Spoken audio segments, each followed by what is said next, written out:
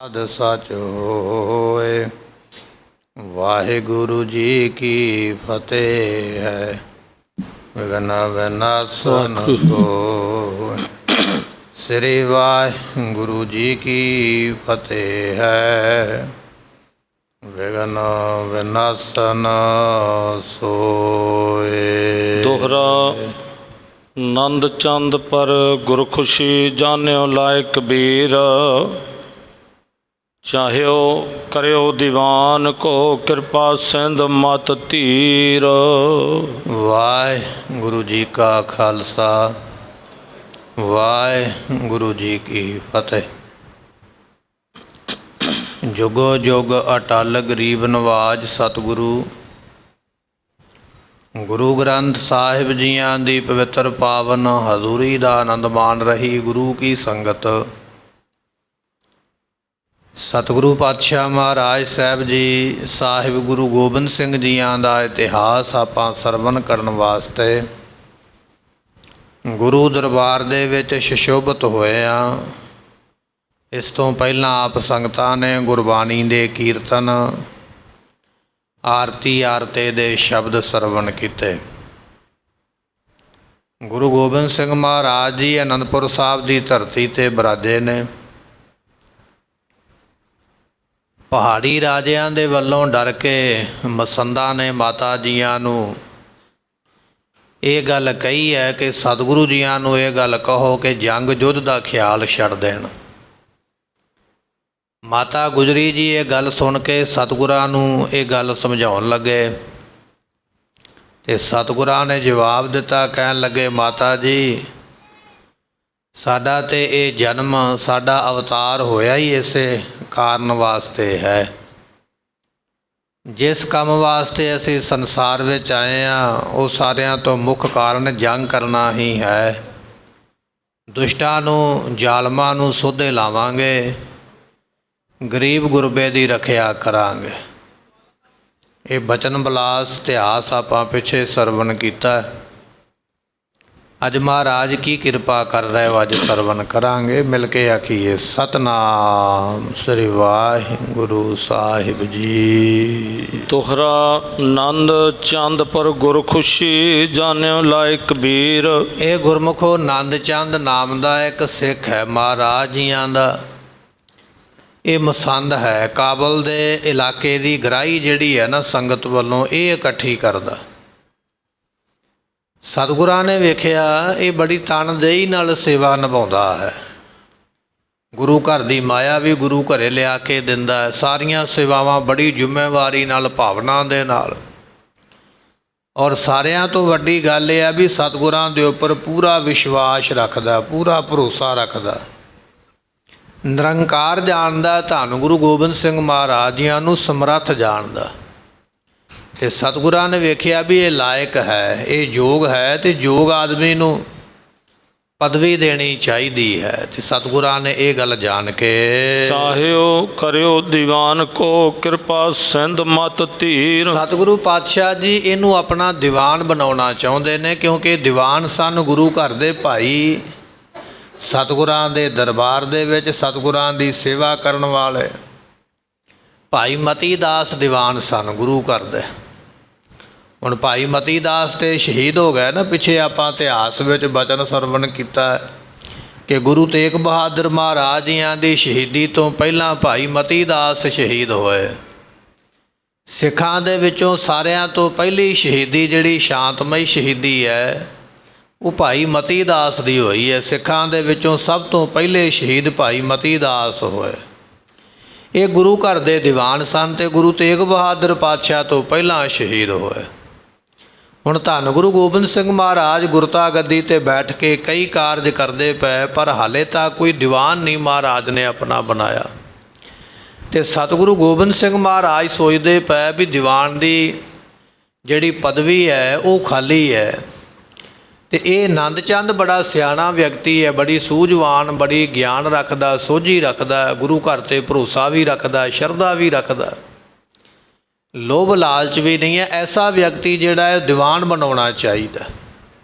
ਤੇ ਸਤਿਗੁਰੂ ਕਿਰਪਾ ਦੇ ਸਮੁੰਦਰ ਮਹਾਰਾਜ ਇਹ ਗੱਲ ਸੋਚ ਕੇ ਆਦੜੀ ਛੰਦ ਨਿਜ ਨਿਕਟ ਹਕਾਰ ਮਾਤੁਲ ਕਿਰਪਾਲ। ਸਤਿਗੁਰਾਂ ਨੇ ਆਪਣੇ ਮਾਮਾ ਕਿਰਪਾਲ ਚੰਦ ਜੀਆਂ ਨੂੰ ਆਪਣੇ ਕੋਲ ਬੁਲਾਇਆ। ਸਾਹਿਬ ਗੁਰੂ ਗੋਬਿੰਦ ਸਿੰਘ ਪਾਤਸ਼ਾਹ ਜੀਆਂ ਨੇ ਆਪਣੇ ਮਾਮਾ ਜੀ ਜੋ ਲੱਗਦੇ ਨੇ, ਨਾਮ ਹੈ ਕਿਰਪਾਲ ਚੰਦ, ਉਹਨਾਂ ਨੂੰ ਆਪਣੇ ਕੋਲ ਬੁਲਾਇਆ ਹੈ। ਤਹ ਲਗੇ ਬੂਝਬੇ ਗੁਰ ਕਿਰਪਾਲ। ਕਿਰਪਾਲੂ ਸਤਿਗੁਰੂ ਜੀ ਪੁੱਛਣ ਲੱਗੇ ਆਪਣੇ ਮਾਮਾ ਜੀ ਦੇ ਕੋਲੋਂ, ਕਹਿਣ ਲੱਗੇ ਜੀ ਇੱਕ ਤੁਹਾਡੇ ਨਾਲ ਸਲਾਹ ਕਰਨੀ ਹੈ, ਮਸ਼ਵਰਾ ਕਰਨਾ ਹੈ ਤੇ ਸਾਨੂੰ ਉਹਦੇ ਵਿੱਚ ਸਹਿਯੋਗ ਦੇਣਾ ਕਰੋ। ਇਹ ਆਨੰਦ ਚੰਦ ਮਤ ਕੋ ਬਿਲੰਦ। ਉਸ ਵੇਲੇ ਮਾਮਾ ਕਿਰਪਾਲ ਚੰਦ ਕਹਿਣ ਲੱਗੇ, ਕਹਿੰਦੇ ਵੀ ਕੀ ਸਲਾਹ ਹੈ ਮਹਾਰਾਜ, ਕਿਹੜਾ ਬਚਨ ਆਪ ਜੀ ਸਾਡੇ ਨਾਲ ਸਾਂਝਾ ਕਰਨਾ ਚਾਹੁੰਦੇ ਹੋ। ਤੇ ਸਾਹਿਬ ਗੁਰੂ ਗੋਬਿੰਦ ਸਿੰਘ ਮਹਾਰਾਜ ਕਹਿਣ ਲੱਗੇ, ਮਾਮਾ ਜੀ ਇਹ ਜਿਹੜਾ ਆਨੰਦ ਚੰਦ ਹੈ ਨਾ ਸਾਡਾ ਸਿੱਖ, ਅਸੀਂ ਵੇਖਿਆ ਵੀ ਮੱਤ ਦਾ ਬਹੁਤ ਵੱਡਾ ਹੈ, ਬੜੀ ਉੱਚੀ ਸੁੱਚੀ ਮੱਤ ਹੈ, ਬੜੀ ਭਾਵਨਾ ਇਹ ਗੁਰੂ ਘਰ ਦੇ ਉੱਪਰ ਰੱਖਦਾ ਹੈ। ਬਹੁਤ ਸਾਵਧਾਨ ਗਨ ਰਿਪ ਨਿਕੰਦ। ਇਹ ਹੈ ਵੀ ਬੜਾ ਸਾਵਧਾਨ ਰਹਿੰਦਾ ਹੈ ਤੇ ਜਦੋਂ ਕਿਤੇ ਸਮਾਂ ਬਣੇਗਾ ਨਾ, ਇਹ ਦੁਸ਼ਮਣਾਂ ਨੂੰ ਬੜਾ ਨਾਸ਼ ਕਰਨ ਦੀ ਸਮਰੱਥਾ ਵੀ ਰੱਖਦਾ ਹੈ। ਇਹ ਇਕੱਲਾ ਮਸੰਦ ਨਹੀਂ ਹੈ, ਇਹ ਸ਼ਸਤਰਧਾਰੀ ਸੂਰਮਾ ਵੀ ਹੈ। ਜਦੋਂ ਕਿਤੇ ਆਪਾਂ ਜੰਗ ਯੁੱਧ ਕਰਨੇ ਤੇ ਅਸੀਂ ਜਾਣਿਆ ਜਿੰਨਾ ਇਹ ਸ਼ਸਤਰਾਂ ਦੇ ਨਾਲ ਪਿਆਰ ਕਰਦਾ ਹੈ, ਜਿੰਨੀ ਇਹ ਵਰਜਿਸ਼ ਕਰਦਾ ਹੈ, ਕਸਰਤ ਕਰਦਾ, ਰੋਜ਼ ਅਭਿਆਸ ਕਰਦਾ ਸ਼ਸਤਰਾਂ ਦਾ, ਲੱਗਦਾ ਹੈ ਵੀ ਆਉਣ ਵਾਲੇ ਸਮੇਂ ਵਿੱਚ ਇਸਨੇ ਬਹੁਤ ਜ਼ਿਆਦਾ ਦੁਸ਼ਮਣਾਂ ਨੂੰ ਮੌਤ ਦੇ ਘਾਟ ਉਤਾਰਨਾ ਹੈ। ਨਿਤ ਸ਼ਸਤਰ ਧਰਨ ਅਭਿਆਸ ਕੀਨ। ਤੇ ਇਹ ਸ਼ਸਤਰਧਾਰੀ ਹੈ, ਨਾਲੇ ਅਭਿਆਸ ਕਰਦਾ, ਹਰ ਰੋਜ਼ ਸ਼ਸਤਰਾਂ ਦੀ ਕਮਾਈ ਕਰਦਾ ਹੈ। ਇੱਕ ਸਮ ਮਸੰਦ ਨਹਿ ਅਪਰਚੀਨ। ਇਹਦੇ ਵਰਗਾ ਕੋਈ ਹੋਰ ਮਸੰਦ ਨਹੀਂ ਹੋ ਸਕਦਾ। ਗੁਰੂ ਘਰ ਦੀਆਂ ਕਈ ਜ਼ਿੰਮੇਵਾਰੀਆਂ ਨੇ, ਇਹਦੇ ਵਰਗੀ ਜ਼ਿੰਮੇਵਾਰੀ ਕਿਸੇ ਨੇ ਨਿਭਾਉਣੀ ਨਹੀਂ ਹੈ। ਤੇ ਇਹ ਦੀਵਾਨ ਦੀ ਜਿਹੜੀ ਪਦਵੀ ਹੈ ਨਾ, ਬੜੀ ਖਾਸ ਹੈ। ਅਸੀਂ ਜਾਣਦੇ ਵੀ ਇਹਦੇ ਵਰਗਾ ਯੋਗ ਵਿਅਕਤੀ ਇਸ ਵੇਲੇ ਨਹੀਂ ਹੈ ਐਸੀ ਜ਼ਿੰਮੇਵਾਰੀ ਨਿਭਾਉਣ ਵਾਸਤੇ। ਗੁਰ ਵੱਡਨ ਪਾਸ ਇਨਕੇ ਬਡੇਰ। ਕਿਉਂਕਿ ਵੱਡੇ ਗੁਰੂ ਸਾਹਿਬਾਂ ਦੇ ਕੋਲ ਸਾਹਿਬ ਗੁਰੂ ਹਰਿ ਰਾਏ ਮਹਾਰਾਜ, ਸਾਹਿਬ ਗੁਰੂ ਹਰਕ੍ਰਿਸ਼ਨ ਪਾਤਸ਼ਾਹ, ਸਾਹਿਬ ਗੁਰੂ ਤੇਗ ਬਹਾਦਰ ਮਹਾਰਾਜ ਜੀ, ਇਹਨਾਂ ਗੁਰੂ ਸਾਹਿਬਾਂ ਦੇ ਨਾਲ ਇਹ ਆਨੰਦ ਚੰਦ ਦੇ ਜਿਹੜੇ ਵੱਡੇ ਵਡੇਰੇ ਸਨ, ਦਾਦੇ ਪੜਦਾਦੇ, ਉਹ ਸਾਰੇ ਸੇਵਾ ਕਰਦੇ ਰਹੇ ਹਨ। ਨਿਤ ਰਹੇ ਸੇਵਕੀ ਕਰਤ ਨੇਰ। ਤੇ ਸੇਵਕੀ ਸੁਭਾਅ ਰੱਖ ਕੇ ਸੇਵਕ ਬਣ ਕੇ ਗੁਰੂ ਘਰ ਦੀ ਸੇਵਾ ਕਰਦੇ ਹਨ। ਜਹ ਉਮਰ ਸ਼ਾਹ ਕਹੈ ਨਾਮ ਲੋ। ਜਿਸ ਨੂੰ ਲੋਕ ਆਖਦੇ ਨੇ ਉਮਰ ਸ਼ਾਹ। ਉਮਰ ਸ਼ਾਹ ਨਾਮ ਦਾ ਇੱਕ ਸਿੱਖ ਹੋਇਆ ਮਹਾਰਾਜ ਸਾਹਿਬ ਜੀਆਂ ਦਾ, ਤੇ ਬੜੀ ਭਾਵਨਾ ਨਾਲ ਇਸਨੇ ਸੇਵਾ ਕੀਤੀ। ਰਾਖਿਓ ਨਜ਼ੀਕ ਨੀਕੇ ਬਿਲੋਕ। ਤੇ ਸਤਿਗੁਰਾਂ ਨੇ ਇਸ ਉਮਰ ਸ਼ਾਹ ਨੂੰ ਆਪਣੇ ਕੋਲ ਰੱਖਿਆ ਸੀ। ਇਹਦੀ ਸੇਵਾ ਵੇਖ ਕੇ, ਭਾਵਨਾ ਵੇਖ ਕੇ ਨਾਲ ਰੱਖਿਆ ਹੈ। ਤਹ ਕੇਰ ਪੌਤਰ ਇਹ ਆਨੰਦ ਚੰਦ। ਇਹ ਹੁਣ ਉਹਨਾਂ ਦਾ ਪੋਤਰਾ ਹੈ ਆਨੰਦ ਚੰਦ। ਭਾਈ ਉਮਰ ਸ਼ਾਹ ਜੀ ਹੋਏ ਨੇ ਸਤਿਗੁਰੂ ਪਾਤਸ਼ਾਹ ਜੀਆਂ ਦੇ ਸੇਵਾਦਾਰ। ਕਹਿਣ ਲੱਗੇ ਵੀ ਇਹ ਉਹਨਾਂ ਦਾ ਪੋਤਰਾ ਹੈ ਆਨੰਦ ਚੰਦ। ਪੀੜ੍ਹੀ ਦਰ ਪੀੜ੍ਹੀ ਕੁਝ ਗੱਲਾਂ ਖਾਨਦਾਨੀ ਵੀ ਹੁੰਦੀਆਂ ਨਾ। ਖਾਨਦਾਨ ਜਿਹੜਾ ਦੁਨੀਆ ਦੇ ਲੋਕ ਜਦੋਂ ਰਿਸ਼ਤਾ ਜੋੜਦੇ ਨੇ ਤੇ ਖਾਨਦਾਨ ਪਹਿਲਾਂ ਵੇਖਿਆ ਜਾਂਦਾ ਵੀ ਕਿਹੜਾ ਖਾਨਦਾਨ, ਕਿਸ ਤਰ੍ਹਾਂ ਦਾ ਇਹਨਾਂ ਦਾ ਪਰਿਵਾਰ ਹੈ, ਕਿਹੋ ਜਿਹਾ ਸਤਿਕਾਰਯੋਗ ਪਰਿਵਾਰ ਹੈ, ਤੇ ਫਿਰ ਰਿਸ਼ਤਾ ਨਾਤਾ ਕੀਤਾ ਜਾਂਦਾ। ਜਿਹਦਾ ਖਾਨਦਾਨ ਹੀ ਕੋਈ ਨਹੀਂ, ਕੋਈ ਕਿਤੇੋਂ ਆਇਆ, ਕੋਈ ਕਿਤੇੋਂ ਭੱਜਾ ਫਿਰਦਾ, ਉਹਦੇ ਨਾਲ ਰਿਸ਼ਤੇਦਾਰੀ ਕੋਈ ਪਾਉਣਾ ਨਹੀਂ ਚਾਹੁੰਦਾ। ਪਤਾ ਵੀ ਇਹਨਾਂ ਦਾ ਕੁੜਮ ਕੋੜਮਾ ਇਦਾਂ ਦਾ ਹੀ ਹੈ। ਹੁਣ ਗੁਰੂ ਘਰ ਦੇ ਵਿੱਚ ਸੇਵਾ ਮਿਲ ਲੱਗੀ ਹੈ, ਪਰ ਉਹਦਾ ਖਾਨਦਾਨ ਵੇਖਿਆ ਗਿਆ ਵੀ ਇਹਦਾ ਪਿਤਾ ਕੀ ਕਰਦਾ, ਇਹਦਾ ਦਾਦਾ ਕੀ ਕਰਦਾ ਸੀ, ਕੈਸੀ ਉਹਨਾਂ ਦੀ ਭਾਵਨਾ, ਕੈਸੇ ਉਹਨਾਂ ਦੇ ਕਰਮ ਨੇ। ਇਹ ਸਾਰਾ ਕੁਝ ਵੇਖਣ ਤੋਂ ਮਗਰੋਂ ਮਹਾਰਾਜ ਕਹਿਣ ਲੱਗੇ ਵੀ ਇਹ ਭਾਈ ਉਮਰ ਸ਼ਾਹ ਗੁਰੂ ਘਰ ਦੇ ਬੜੇ ਵੱਡੇ ਸੇਵਾਦਾਰ ਹੋਏ, ਇਹ ਉਹਨਾਂ ਦਾ ਪੋਤਰਾ ਆਨੰਦ ਚੰਦ ਹੈ ਤੇ ਇਹਨੂੰ ਸੇਵਾ ਬਖਸ਼ਣੀ ਚਾਹੀਦੀ ਹੈ। ਅਬ ਕਰਹਿ ਵੀਰ ਦਰਜਾ ਬਿਲੰਦ। ਤੇ ਇਸ ਕਰਕੇ ਇਹਨੂੰ ਹੁਣ ਅਸੀਂ ਆਪਣਾ ਬਣਾਵਾਂਗੇ। ਕੀ ਬਣਾਵਾਂਗੇ? ਦੀਵਾਨ ਬਣਾਵਾਂਗੇ। ਤੇ ਵੱਡਾ ਦਰਜਾ ਜਿਹੜਾ ਹੈ ਨਾ, ਇਸ ਨੂੰ ਵੱਡਾ ਰੁਤਬਾ ਉਹ ਇਸ ਨੂੰ ਦੇਣਾ ਕਰਦੇ ਹਾਂ। ਸੁਣ ਕੈ ਕਿਰਪਾਲ ਸਨਮਾਨ ਸਾਧ। ਜਦੋਂ ਸੁਣੇ ਨਾ ਬਚਨ ਮਾਮਾ ਕਿਰਪਾਲ ਚੰਦ ਨੇ, ਹੁਣ ਸਤਿਗੁਰੂ ਸਲਾਹ ਕਰਦੇ ਪਏ, ਤੇ ਜਦੋਂ ਇਹ ਬਚਨ ਸੁਨੇ ਕਿਰਪਾਲ ਚੰਦ ਮਾਮਾ ਜੀ ਨੇ, ਬਚ ਭਨਿਓ ਆਪ ਹੋ ਸਕਲ ਨਾ। ਉਹਨਾਂ ਨੇ ਇਹ ਬਚਨ ਦਾ ਸਨਮਾਨ ਕੀਤਾ, ਸਤਿਕਾਰ ਕੀਤਾ। ਕਹਿਣ ਲੱਗੇ ਮਹਾਰਾਜ ਆਪ ਜੀ ਜੋ ਸੋਚੋਗੇ ਨਾ, ਜੋ ਕਰੋਗੇ ਉਹ ਭਲਾ ਹੀ ਕਰੋਗੇ। ਤੁਹਾਡੇ ਵਰਗਾ ਨਾ ਕੋਈ ਸੋਚ ਸਕਦਾ, ਨਾ ਕੋਈ ਕਰ ਸਕਦਾ। ਅਸੀਂ ਆਪ ਜੀ ਦੇ ਬਚਨਾਂ ਦੇ ਉੱਪਰ ਫੁੱਲ ਭੇਟ ਕਰਦੇ ਹਾਂ। ਆਪ ਜੀਆਂ ਦੇ ਬਚਨ ਸਤ ਪ੍ਰਸਤ ਪੂਰੇ ਸਹੀ ਨੇ। ਆਪ ਜੀ ਦੇ ਬਚਨ ਠੀਕ ਹਨ। ਸਮੁਦਾਏ ਸੈਨ ਮਹਿ ਇੱਕ ਦੀਵਾਨ। ਕਿਉਂਕਿ ਏਡੀ ਵੱਡੀ ਫੌਜ ਹੈ ਤੇ ਏਡੀ ਵੱਡੀ ਫੌਜ ਦਾ ਲੇਖਾ ਜੋਖਾ ਹਿਸਾਬ ਕਿਤਾਬ ਵਾਸਤੇ ਦੀਵਾਨ ਤੇ ਇੱਕ ਚਾਹੀਦਾ, ਤੇ ਐਸਾ ਸੋਹਣਾ ਜਾਂ ਐਸਾ ਸਿਆਣਾ ਦੀਵਾਨ ਬਹੁਤ ਜ਼ਰੂਰੀ ਹੈ। ਚਹੀਅਤ ਜ਼ਰੂਰ ਬੜ ਸਾਵਧਾਨ। ਅਤੇ ਦੀਵਾਨ ਹੋਵੇ ਨਾਲੇ ਸੂਰਮਾ ਹੋਵੇ, ਨਾਲੇ ਤੇ ਫੌਜ ਦਾ ਧਿਆਨ ਰੱਖੇਗਾ, ਨਾਲੇ ਫੌਜ ਨੂੰ ਖਰਚਾ ਕਿਵੇਂ ਦੇਣਾ, ਸ਼ਸਤਰਾਂ ਦੀ ਸੰਭਾਲ, ਘੋੜਿਆਂ ਦੀ ਸੰਭਾਲ, ਅੰਨ ਦਾਣੇ ਦੀ ਸੰਭਾਲ, ਇਹ ਸਾਰਾ ਕੁਝ ਭਾਈ ਨੰਦ ਚੰਦ ਕਰ ਸਕਦੇ ਹਨ। ਸਭ ਕੀ ਸੰਭਾਲ ਜੋ ਲੈ ਹਮੇਸ਼। ਤੇ ਇਹ ਚਾਹੀਦਾ ਵਿਅਕਤੀ ਆਪਾਂ ਨੂੰ ਇਸੇ ਤਰ੍ਹਾਂ ਦਾ ਚਾਹੀਦਾ, ਜਿਹੜਾ ਫੌਜਾਂ ਦੀ ਸੰਭਾਲ ਕਰੇ, ਘੋੜਿਆਂ ਦੀ ਸੰਭਾਲ ਕਰੇ, ਗੁਰੂ ਘਰ ਵਿੱਚ ਆਈਆਂ ਸੰਗਤਾਂ ਦਾ ਸਾਰਾ ਪ੍ਰਬੰਧ ਕਰੇ, ਮਾਇਆ ਦਾ ਖਰਚੇ ਦਾ ਪ੍ਰਬੰਧ ਕਰੇ, ਘੋੜਿਆਂ ਵਾਸਤੇ ਅੰਨ ਦਾਣੇ ਦਾ, ਵਿਅਕਤੀਆਂ ਵਾਸਤੇ ਭੋਜਨ ਪ੍ਰਸ਼ਾਦੇ ਦਾ, ਐਸਾ ਪ੍ਰਬੰਧ ਕਰਨ ਵਾਸਤੇ ਕੋਈ ਸਿਆਣਾ ਵਿਅਕਤੀ ਅਤ ਜ਼ਰੂਰੀ ਹੈ। ਕਿ ਸਥਾਨ ਪਠਨ ਨਿਜ ਨਰ ਵਿਸ਼ੇਸ਼। ਸੋ ਕਹਿਣ ਲੱਗੇ ਭੇਜਣਾ ਹੁੰਦਾ ਆਪਣਾ ਖਾਸ ਆਦਮੀ। ਹੁਣ ਮੰਨ ਲਓ ਵੀ ਕੋਈ ਮਹਾਰਾਜ ਦਾ ਸੁਨੇਹਾ ਕਿਤੇ ਭੇਜਣਾ, ਜਾਂ ਕਿਤੇ ਉਹ ਸੁਨੇਹਾ ਕੋਈ ਲੈ ਕੇ ਆਇਆ, ਤੇ ਉਹ ਸਾਰਿਆਂ ਤੋਂ ਪਹਿਲਾਂ ਦੀਵਾਨ ਨੂੰ ਆ ਕੇ ਮਿਲੇਗਾ, ਦੀਵਾਨ ਨੂੰ ਦੱਸਣਾ ਪਵੇਗਾ। ਜੇ ਮਹਾਰਾਜ ਨੇ ਕਿਸੇ ਨੂੰ ਹੁਕਮਨਾਮਾ ਭੇਜਣਾ ਤੇ ਸਤਿਗੁਰੂ ਦੀਵਾਨ ਨੂੰ ਕਹਿਣਗੇ ਵੀ ਭਾਈ ਦੀਵਾਨ ਇਹ ਕੰਮ ਗੁਰੂ ਘਰ ਦਾ ਕਰਵਾ, ਅੱਗੇ ਡਿਊਟੀ ਉਹਨੇ ਲਾਉਣੀ ਹੈ ਕਿਸੇ ਸਿੱਖ ਦੀ। ਜੇ ਕੋਈ ਬਾਹਰੋਂ ਸੁਨੇਹਾ ਲੈ ਕੇ ਆਇਆ ਕਿਸੇ ਇਲਾਕੇ ਦੇ ਵਿੱਚੋਂ, ਤੇ ਉਹ ਵੀ ਪਹਿਲਾਂ ਆ ਕੇ ਦੀਵਾਨ ਨੂੰ ਮਿਲੇਗਾ ਤੇ ਦੀਵਾਨ ਉਹਦਾ ਸੁਨੇਹਾ ਮਹਾਰਾਜ ਤੱਕ ਪਹੁੰਚਾਵੇਗਾ। ਸੋ ਇਹ ਦੀਵਾਨ ਜ਼ਰੂਰੀ ਹੈ ਜਿਹੜਾ ਸਾਰੇ ਪ੍ਰਬੰਧ ਨੂੰ ਕਰਨਾ ਕਰੇ। ਇਤਿਆਦ ਕਾਜ ਸਮੁਦਾਇ ਜੋਏ। ਇਤਿਆਦ ਕਈ ਕੰਮ ਨੇ ਜਿਹੜੇ ਦੀਵਾਨ ਦੇ ਲਾਇਕ ਨੇ, ਜ਼ਰੂਰ ਹੋਣੇ ਚਾਹੀਦੇ, ਪਰ ਹੋਣਗੇ ਤਾਂ ਜੇ ਦੀਵਾਨ ਹੋਵੇਗਾ। ਇਸ ਕਰਕੇ ਦੀਵਾਨ ਲਾਉਣਾ ਜ਼ਰੂਰੀ ਹੈ। ਬਿਨ ਨਰ ਵਿਸਾਲ ਨ ਬਨੈ ਕੋਇ। ਪਰ ਚੰਗੇ ਵਿਅਕਤੀ ਤੋਂ ਬਿਨਾ, ਧੈਰੇਵਾਨ ਹੋਵੇ, ਧੀਰਜਵਾਨ ਹੋਵੇ, ਹੌਸਲੇ ਵਾਲਾ ਹੋਵੇ, ਸਿਆਣਾ ਹੋਵੇ, ਐਸੇ ਵਿਅਕਤੀ ਤੋਂ ਬਿਨਾ ਇਹ ਅਹੁਦਾ ਦਿੱਤਾ ਨਹੀਂ ਜਾ ਸਕਦਾ। ਜਦੋਂ ਅਸੀਂ ਵਿਅਕਤੀ ਦਾ ਹਿਸਾਬ ਕਿਤਾਬ ਨਹੀਂ ਨਾ ਵੇਖਦੇ ਵੀ ਇਸ ਅਹੁਦੇ ਦੇ ਯੋਗ ਹੈ ਕਿ ਨਹੀਂ ਯੋਗ, ਜਦੋਂ ਉਸ ਵਿਅਕਤੀ ਨੂੰ ਅਹੁਦਾ ਦਿੱਤਾ ਜਾਂਦਾ ਹੈ ਨਾ, ਉਹ ਰੰਗ ਵਿੱਚ ਭੰਗ ਪਾਉਣ ਵਾਲੀ ਗੱਲ ਹੈ। ਨਾ ਉਹਨੇ ਆਪ ਕਿਸੇ ਬੰਨੇ ਲੱਗਣਾ, ਨਾ ਕਿਸੇ ਨੂੰ ਲੱਗਣ ਦੇਣਾ, ਕਿਉਂਕਿ ਤਜਰਬਾ ਨਹੀਂ ਹੈ, ਯੋਗ ਨਹੀਂ ਹੈ। ਪਰ ਜੇ ਯੋਗ ਵੇਖ ਕੇ ਪਦਵੀ ਦਿੱਤੀ ਜਾਵੇ ਤੇ ਉਹ ਪਦਵੀ ਦਾ ਅੱਗੇ ਸ਼ਿੰਗਾਰ ਬਣ ਜਾਂਦਾ, ਪਦਵੀ ਨੂੰ ਹੋਰ ਅੱਗੇ ਲੈ ਕੇ ਜਾਂਦਾ, ਸਤਿਕਾਰ ਜੋ ਕੰਮ ਕਰਦਾ। ਮਹਾਰਾਜ ਇੱਥੇ ਦੀਵਾਨ ਲਾਉਂਦੇ ਪਏ, ਪਰ ਦੀਵਾਨ ਲਾਉਣ ਤੋਂ ਪਹਿਲਾਂ ਉਹਦਾ ਖਾਨਦਾਨ ਵੇਖਿਆ ਗਿਆ, ਉਹਦੀ ਅਕਲ ਵੇਖੀ ਗਈ ਹੈ, ਉਹਦੀ ਸਮਝ ਵੇਖੀ ਗਈ ਹੈ, ਉਹਦਾ ਕੰਮਕਾਰ ਵੇਖਿਆ ਗਿਆ। ਉਹ ਦੀਵਾਨ ਲੱਗੇਗਾ ਤੇ ਗੁਰੂ ਘਰ ਨੂੰ ਆਪੇ ਬੁਲੰਦੀਆਂ ਵੱਲ ਲੈ ਕੇ ਜਾਏਗਾ, ਚੰਗੇ ਕੰਮ ਕਰੇਗਾ। ਤੇ ਜੇ ਉਹਨੂੰ ਵੇਖਿਆ ਹੀ ਨਾ ਜਾਵੇ ਵੀ ਇਹ ਲਾਇਕ ਹੈ ਕਿ ਯੋਗ ਹੈ ਕਿ ਨਹੀਂ ਹੈ, ਜਿਹਨੂੰ ਮਰਜ਼ੀ ਫੜਿਆ ਆ ਅੱਗੇ ਤੈਨੂੰ ਆਹ ਕੰਮ ਦਈਏ, ਆਹ ਸੇਵਾ ਦਈਏ, ਤੇ ਪਤਾ ਉਹਨੂੰ ਕਾਹੇ ਦਾ ਨਹੀਂ, ਤੇ ਉਹ ਕਰੇਗਾ ਫਿਰ ਕੀ, ਕੁਝ ਨਹੀਂ ਕਰੇਗਾ, ਦੂਜਿਆਂ ਦੇ ਕੰਮ ਵਿੱਚ ਲੱਤਾਂ ਜ਼ਰੂਰ ਫਸਾ ਕੇ ਬੈਠੇਗਾ, ਕਿਸੇ ਬੰਨੇ ਲੱਗਣ ਹੀ ਨਹੀਂ ਦੇਵੇਗਾ। ਸੋ ਮਹਾਰਾਜ ਨੇ ਵੇਖਿਆ, ਕਹਿਣ ਲੱਗੇ ਵੀ ਇਹ ਨੰਦ ਚੰਦ ਜਿਹੜਾ ਹੈ ਨਾ, ਇਹ ਯੋਗ ਹੈ ਸਾਰੇ ਕੰਮਾਂ ਦੇ, ਇਹ ਤਜਰਬੇਕਾਰ ਵਿਅਕਤੀ ਹੈ। ਇਹ ਜੇ ਲੱਗ ਜਾਵੇ ਦੀਵਾਨ ਤੇ ਇਹ ਗੁਰੂ ਘਰ ਦਿਆਂ ਕੰਮਾਂ ਨੂੰ ਹੋਰ ਅੱਗੇ ਵਧਾ ਸਕਦਾ ਹੈ। ਤਬ ਸਿਰੋਂ ਪਾਓ ਸਤਿਗੁਰ ਮੰਗਾਏ। ਸਤਿਗੁਰਾਂ ਨੇ ਫਿਰ ਸਿਰੋਂ ਪਾਓ ਮੰਗਾਇਆ ਆਪਣੇ ਖਜ਼ਾਨੇ ਦੇ ਵਿੱਚੋਂ ਨੰਦ ਚੰਦ ਨੂੰ ਦੇਣ ਵਾਸਤੇ। ਸਭ ਸਭਾ ਸ਼ੁਭਤ ਆਸੇ ਲਗਾਏ। ਸਤਿਗੁਰੂ ਪਾਤਸ਼ਾਹ ਨੇ ਸਾਰਿਆਂ ਨੂੰ ਬੁਲਾ ਲਿਆ ਦੀਵਾਨ ਦੇ ਵਿੱਚ, ਜਿੰਨੇ ਮਹਾਰਾਜ ਦੇ ਸੂਰਮੇ ਨੇ, ਜਿੰਨੀਆਂ ਸੰਗਤਾਂ ਨੇ, ਜਿੰਨੇ ਸੇਵਾਦਾਰ, ਸਾਰਿਆਂ ਨੂੰ ਪਾਤਸ਼ਾਹ ਨੇ ਉਸ ਵੇਲੇ ਬੁਲਾ ਕੇ ਅਟ ਬਿਰੰਦ ਮਸੰਦ ਬਿਲੰਦ ਜੇ। ਸਤਿਗੁਰੂ ਪਾਤਸ਼ਾਹ ਮਹਾਰਾਜ ਜੀਆਂ ਦੇ ਕੋਲ ਬੜੇ ਬੜੇ ਵੱਡੇ ਸੂਰਮੇ ਆ ਕੇ ਬੈਠ ਗਏ। ਜਿਹੜੇ ਮਸੰਦ ਨੇ ਗੁਰੂ ਘਰ ਦੇ ਜਥੇਦਾਰ, ਬਾਹਰੋਂ ਗੁਰਾਈ ਇਕੱਠੀ ਕਰਨ ਵਾਲੇ, ਉਹ ਵੀ ਆ ਕੇ ਦੀਵਾਨ ਵਿੱਚ ਬੈਠੇ।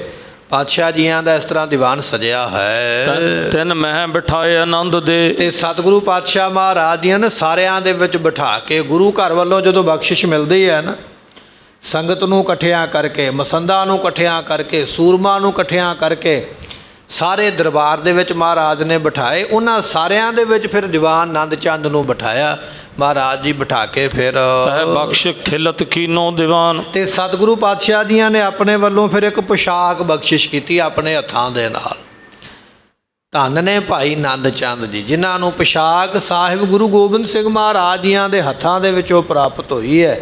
ਇੱਕ ਪੁਸ਼ਾਕ ਦਿੱਤੀ ਮਹਾਰਾਜ ਨੇ ਪਾਉਣ ਵਾਸਤੇ, ਸੋਹਣੀ ਵਰਦੀ, ਤੇ ਪਾਤਸ਼ਾਹ ਜੀਆਂ ਨੇ ਇੱਕ ਜਿਹੜਾ ਸਿਰੋਂ ਪਾਓ ਹੈ ਉਹ ਆਪਣੇ ਵੱਲੋਂ ਬਖਸ਼ਿਸ਼ ਕੀਤਾ ਹੈ। ਸਰ ਮੈਂ ਬਿਠਾਏ ਕਰੁਣਾ ਨਿਧਾਨ। ਤੇ ਸਤਿਗੁਰੂ ਪਾਤਸ਼ਾਹ ਜੀ ਕਿਰਪਾ ਦੇ ਨਿਧਾਨ ਖਜ਼ਾਨੇ ਸਾਰਿਆਂ ਦੇ ਵਿੱਚ ਬਿਠਾ ਕੇ ਉਸ ਵੇਲੇ ਲੈ ਸਿਰੋਂ ਪਾਓ ਉਠ ਨੰਦ ਚੰਦ। ਤੇ ਸਤਿਗੁਰਾਂ ਨੇ ਲੈ ਕੇ ਉਸ ਵੇਲੇ ਮਹਾਰਾਜ ਜੀਆਂ ਦਾ ਸਿਰੋਂ ਪਾਓ ਪ੍ਰਾਪਤ ਕੀਤਾ ਹੈ। ਦੀਨਾਰ ਨਜ਼ਰ ਦੀਨਸ ਮੁਕੰਦ। ਤੇ ਸਤਿਗੁਰੂ ਪਾਤਸ਼ਾਹ ਮਹਾਰਾਜ ਸਾਹਿਬ ਜੀਆਂ ਨੇ ਉਸ ਵੇਲੇ, ਮੁਕਤੀ ਦਾਤੇ ਮਹਾਰਾਜ ਸਾਹਿਬ ਜੀਆਂ ਨੇ ਮੋਹਰ ਸ੍ਰੀ ਗੁਰੂ ਗੋਬਿੰਦ ਸਿੰਘ ਜੀਆਂ ਦੀ ਨਜ਼ਰ ਕੀਤੀ ਹੈ।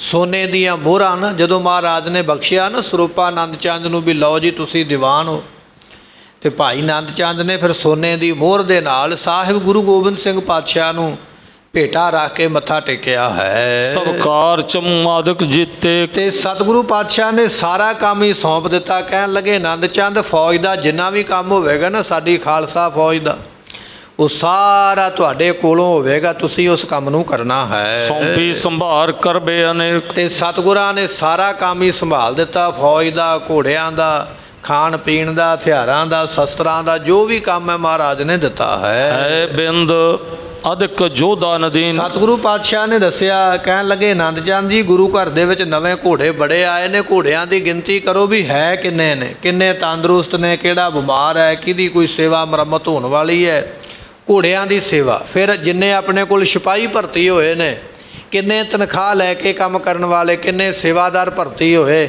ਉਹਨਾਂ ਸਾਰਿਆਂ ਦਾ ਲੇਖਾ ਜੋਖਾ ਤੁਹਾਡੇ ਕੋਲ ਹੈ। ਸਭ ਹੂਨ ਤ੍ਰਿਣ ਦਾਨਾ ਸੋਕੀ। ਤੇ ਸਾਰਿਆਂ ਨੂੰ ਪ੍ਰਬੰਧ ਤੁਸੀਂ ਕਰਨਾ। ਘੋੜਿਆਂ ਵਾਸਤੇ ਘਾਹ, ਘੋੜਿਆਂ ਨੂੰ ਖਾਣ ਵਾਸਤੇ ਦਾਣਾ, ਵੰਡ, ਜੋ ਵੀ ਹੈ ਨਾ ਘੋੜਿਆਂ ਦੀ ਖੁਰਾਕ, ਉਹ ਤੁਸੀਂ ਦੇਣੀ ਹੈ। ਕ੍ਰਿਤ ਖੰਡ ਚੂਨ ਕੇਤਕ ਆਹਾਰ। ਅਤੇ ਜਿਹਨੂੰ ਘਿਓ ਚਾਹੀਦਾ ਘੋੜੇ ਨੂੰ ਚਾਰਨ ਵਾਸਤੇ, ਜਿਹਨੂੰ ਖੰਡ ਚਾਹੀਦੀ ਹੈ, ਚੂਨਾ, ਆਟਾ, ਜੋ ਵੀ ਚਾਹੀਦਾ ਨਾ, ਸਾਰਾ ਕੁਝ ਤੁਸੀਂ ਆਪ ਦੇਣਾ ਹੈ। ਹੈ ਸ਼ਾਲ ਸਕਲ ਗੁਰ ਕੋ ਸੰਭਾਰ। ਤੇ ਸਤਿਗੁਰੂ ਪਾਤਸ਼ਾਹ ਮਹਾਰਾਜ ਜੀਆਂ ਨੇ ਘੋੜਸ਼ਾਲਾ ਤੋਂ ਭਾਵ ਹੁੰਦਾ ਹੈ ਘੋੜਿਆਂ ਦਾ ਘਰ। ਘੋੜਿਆਂ ਦਾ ਘਰ ਕਿਹਨੂੰ ਕਹਿੰਦੇ? ਤਬੇਲੇ ਨੂੰ।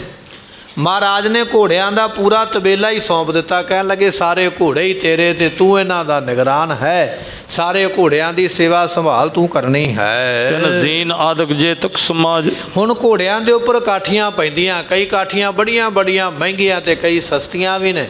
ਜਿੰਨੇ ਘੋੜੇ ਨੇ ਉਹਨਾਂ ਘੋੜਿਆਂ ਦੇ ਉੱਪਰ ਪਾਉਣ ਵਾਲੀਆਂ ਕਾਠੀਆਂ, ਜਿਹੜੇ ਜਿਹੜੇ ਤੋਸ਼ੇਖਾਨੇ ਵਿੱਚ, ਖਜ਼ਾਨੇ ਵਿੱਚ ਰੱਖੀਆਂ ਹੋਈਆਂ, ਉਹ ਸਾਰੇ ਖਜ਼ਾਨਿਆਂ ਦੀਆਂ ਚਾਬੀਆਂ ਮਹਾਰਾਜ ਨੇ ਫੜਾ ਦਿੱਤੀਆਂ ਆਨੰਦ ਚੰਦ ਦੀਵਾਨ ਨੂੰ। ਕਹਿਣ ਲੱਗੇ ਇਹਨਾਂ ਕਾਠੀਆਂ ਦੀ ਸਾਂਭ ਸੰਭਾਲ ਵੀ ਤੁਸੀਂ ਕਰਨੀ ਹੈ। ਕਹਿ ਤਿਆਰ ਕਰਾਵੇ ਸਰਵ ਕਾਜ। ਨਾਲ ਹੀ ਇਹ ਗੱਲ ਆਖੀ ਵੀ ਜਿਨ੍ਹਾਂ ਸੂਰਮਿਆਂ ਦੇ ਕੋਲ ਘੋੜੇ ਨਹੀਂ, ਉਹਨਾਂ ਨੂੰ ਘੋੜੇ ਲੈ ਕੇ ਦਿਓ, ਤੇ ਜਿਨ੍ਹਾਂ ਦੇ ਕੋਲ ਘੋੜੇ ਨੇ ਪਰ ਕਾਠੀਆਂ ਨਹੀਂ ਪਾਉਣ ਵਾਸਤੇ, ਉਹਨਾਂ ਵਾਸਤੇ ਕਾਠੀਆਂ ਨਵੀਆਂ ਖਰੀਦ ਕੇ ਦੇਣਾ ਕਰੋ। ਇਹ ਸਾਰੀ ਸੰਭਾਲ ਤੁਸੀਂ ਕਰਨੀ ਹੈ। ਬਹੁ ਲੈਨ ਦੇਨ ਗੁਰ ਨਿਕਟ ਕੇਰ। ਇਸੇ ਤਰ੍ਹਾਂ ਗੁਰੂ ਘਰ ਦੇ ਵਿੱਚ ਮਾਇਆ ਬੜੀ ਆਉਂਦੀ ਹੈ, ਉਸ ਮਾਇਆ ਦਾ ਹਿਸਾਬ ਕਿਤਾਬ ਤੁਸੀਂ ਰੱਖਣਾ।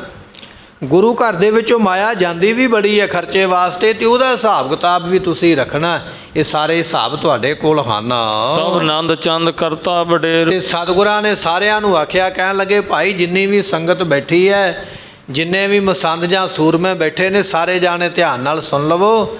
ਸਾਰਾ ਖਰਚਾ ਆਨੰਦ ਚੰਦ ਦੇ ਕੋਲੋਂ ਲੈਣਾ ਹੈ, ਤੇ ਸਾਰਿਆਂ ਨੇ ਆਪੋ ਆਪਣੀ ਆਮਦਨ ਲਿਆ ਕੇ ਵੀ ਇਹਨਾਂ ਕੋਲ ਹੀ ਜਮ੍ਹਾਂ ਕਰਾਉਣੀ ਹੈ, ਇਹਨਾਂ ਦੇ ਕੋਲੋਂ ਰਸੀਦ ਲੈਣੀ ਹੈ, ਇਹਨਾਂ ਕੋਲੋਂ ਸਾਰੀ ਮਾਇਆ ਗੁਰੂ ਘਰ ਦੇ ਖਜ਼ਾਨੇ ਜਮ੍ਹਾਂ ਕਰਾਉਣੇ ਹਨ।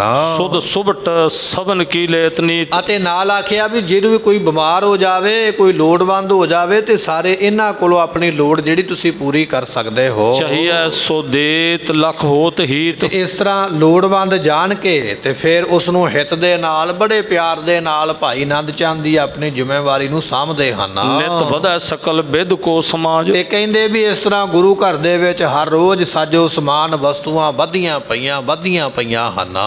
ਪ੍ਰਭ ਮਹਾਰਾਜ ਰਾਜਾਨ ਰਾਜ। ਸਤਿਗੁਰੂ ਪਾਤਸ਼ਾਹ ਮਹਾਰਾਜ ਜੀ ਰਾਜਿਆਂ ਦੇ ਮਹਾਰਾਜ, ਰਾਜਨ ਕੋ ਰਾਜਾ, ਮਹਾਰਾਜਨ ਕੇ ਮਹਾਰਾਜਾ। ਵੱਡੇ ਵੱਡੇ ਦੁਨੀਆ ਵਿੱਚ ਰਾਜੇ ਹੋਏ, ਮਹਾਰਾਜੇ ਹੋਏ, ਪਰ ਪਾਤਸ਼ਾਹ ਜੀ ਸਾਰੇ ਰਾਜਿਆਂ ਨੂੰ ਰਾਜ ਬਖਸ਼ਿਸ਼ ਕਰਨ ਵਾਲੇ ਐਸੇ ਵੱਡੇ ਹਨ। ਤੁਰਕੇਸ਼ ਆਦ ਜੇਤਕ ਮਹੀਪ। ਇਹ ਔਰੰਗਜ਼ੇਬ ਬਾਦਸ਼ਾਹ ਜਿਹੜਾ ਹਿੰਦੁਸਤਾਨ ਦਾ, ਜਾਂ ਇਹਦੇ ਵਰਗੇ ਹੋਰ ਜਿੰਨੇ ਵੀ ਰਾਜੇ ਹਨ, ਸਭ ਰਹੇ ਜਾਚ ਤੇ ਗੁਰ ਸਮੀਪ। ਇਹ ਭਾਈ ਗੁਰੂ ਦੇ ਕੋਲੋਂ ਮੰਗਦੇ ਰਹੇ ਸ਼ੁਰੂ ਤੋਂ ਲੈ ਕੇ। ਭਾਵੇਂ ਕੋਈ ਦੁਨੀਆ ਦਾ ਬੰਦਾ ਇਹ ਗੱਲ ਕਹੇ ਵੀ ਔਰੰਗਜ਼ੇਬ ਬਾਦਸ਼ਾਹ ਬੜਾ ਵੱਡਾ ਹੈ, ਪਰ ਔਰੰਗਜ਼ੇਬ ਦੇ ਵੱਡੇ ਵਡੇਰੇ ਗੁਰੂ ਘਰ ਦੇ ਵਿੱਚ ਆ ਕੇ ਮੰਗਤੇ ਬਣੇ ਰਹੇ, ਮੰਗਦੇ ਰਹੇ। ਬਾਬਰ ਮੰਗਤਾ ਬਣਿਆ ਗੁਰੂ ਨਾਨਕ ਦੇਵ ਪਾਤਸ਼ਾਹ ਦੇ ਦਰਬਾਰ ਦੇ ਵਿੱਚ, ਹਿਮਾਯੂ ਮੰਗਤਾ ਬਣਿਆ ਗੁਰੂ ਅੰਗਦ ਪਾਤਸ਼ਾਹ ਦੇ ਦਰਬਾਰ ਵਿੱਚ, ਅਕਬਰ ਮੰਗਤਾ ਬਣਿਆ ਧੰਨ ਗੁਰੂ ਅਮਰਦਾਸ ਮਹਾਰਾਜ ਜੀਆਂ ਦੇ ਦਰਬਾਰ ਵਿੱਚ ਆ ਕੇ, ਤੇ ਬਾਦਸ਼ਾਹ ਜਹਾਂਗੀਰ ਵਰਗੇ ਮੰਗਤੇ ਬਣੇ ਧੰਨ ਗੁਰੂ ਹਰਗੋਬਿੰਦ ਪਾਤਸ਼ਾਹ ਦੀ ਸ਼ਰਨ ਆ ਕੇ, ਮਹਾਰਾਜ ਜ਼ਿੰਦਗੀ ਆਪ ਜੀ ਬਖਸ਼ਿਸ਼ ਕਰ ਸਕਦੇ ਹੋ। ਦੁਨੀਆ ਦੇ ਲੋਕ ਆਖਦੇ ਵੀ ਔਰੰਗਜ਼ੇਬ ਬਾਦਸ਼ਾਹ ਰਾਜਾ ਬੜਾ ਵੱਡਾ, ਪਰ ਇਸ ਰਾਜੇ ਦੇ ਵੱਡੇ ਵਡੇਰੇ ਤੇ ਗੁਰੂ ਘਰ ਦੇ ਅੱਗੇ ਆ ਕੇ ਝੋਲੀਆਂ ਅੱਡ ਕੇ ਮੰਗਦੇ ਰਹੇ। ਐਸਾ ਵੱਡਾ ਗੁਰੂ ਘਰ ਹੈ। ਸਭ ਜਗਤ ਮੰਗ ਤੋ ਹਾਥ ਬੰਨ। ਇਕੱਲੇ ਰਾਜਿਆਂ ਦੀ ਗੱਲ ਨਹੀਂ, ਸਾਰੀ ਦੁਨੀਆ, ਸਾਰਾ ਸੰਸਾਰ ਹੀ ਹੱਥ ਬੰਨ੍ਹ ਕੇ ਗੁਰੂ ਦੇ ਕੋਲੋਂ ਦਾਤਾ ਮੰਗਦਾ ਹੈ। ਜਾਚਕ ਅਨੇਕ ਸੋ ਏਕ ਦਵਈਆ, ਮਹਾਰਾਜ ਜੀਆਂ ਦੇ ਬਚਨ ਨੇ। ਜਾਚਕ ਮੰਗਤੇ ਤੇ ਬੜੇ ਨੇ, ਜਾਚਕ ਅਨੇਕਾਂ ਤਰ੍ਹਾਂ ਦੇ, ਕੋਈ ਕੁਝ ਮੰਗਦਾ ਪਿਆ, ਕੋਈ ਕੁਝ ਮੰਗਦਾ ਪਿਆ। ਮੰਗਤੇ ਕਈ ਤਰ੍ਹਾਂ ਦੇ, ਕਈ ਕੁਝ ਮੰਗਣ ਵਾਲੇ, ਪਰ ਏਕ ਦਵਈਆ, ਦੇਣ ਵਾਲਾ ਇੱਕੋ ਹੀ ਹੈ। ਕੌਣ ਨੇ? ਧੰਨ ਗੁਰੂ ਨਾਨਕ ਦੇਵ ਪਾਤਸ਼ਾਹ ਜੀ, ਜਿਹੜੇ ਦਾਤਾਂ ਦਿੰਦੇ ਨੇ। ਸਤਿਗੁਰੂ ਪਾਤਸ਼ਾਹ ਕਹਿਣ ਲੱਗੇ, ਸਭਨਾ ਜੀਆਂ ਕਾ ਇੱਕ ਦਾਤਾ। ਦਾਤ ਦੇਣ ਵਾਲਾ ਇੱਕੋ ਹੀ ਹੈ, ਲੈਣ ਵਾਲੇ ਬੜੇ ਨੇ।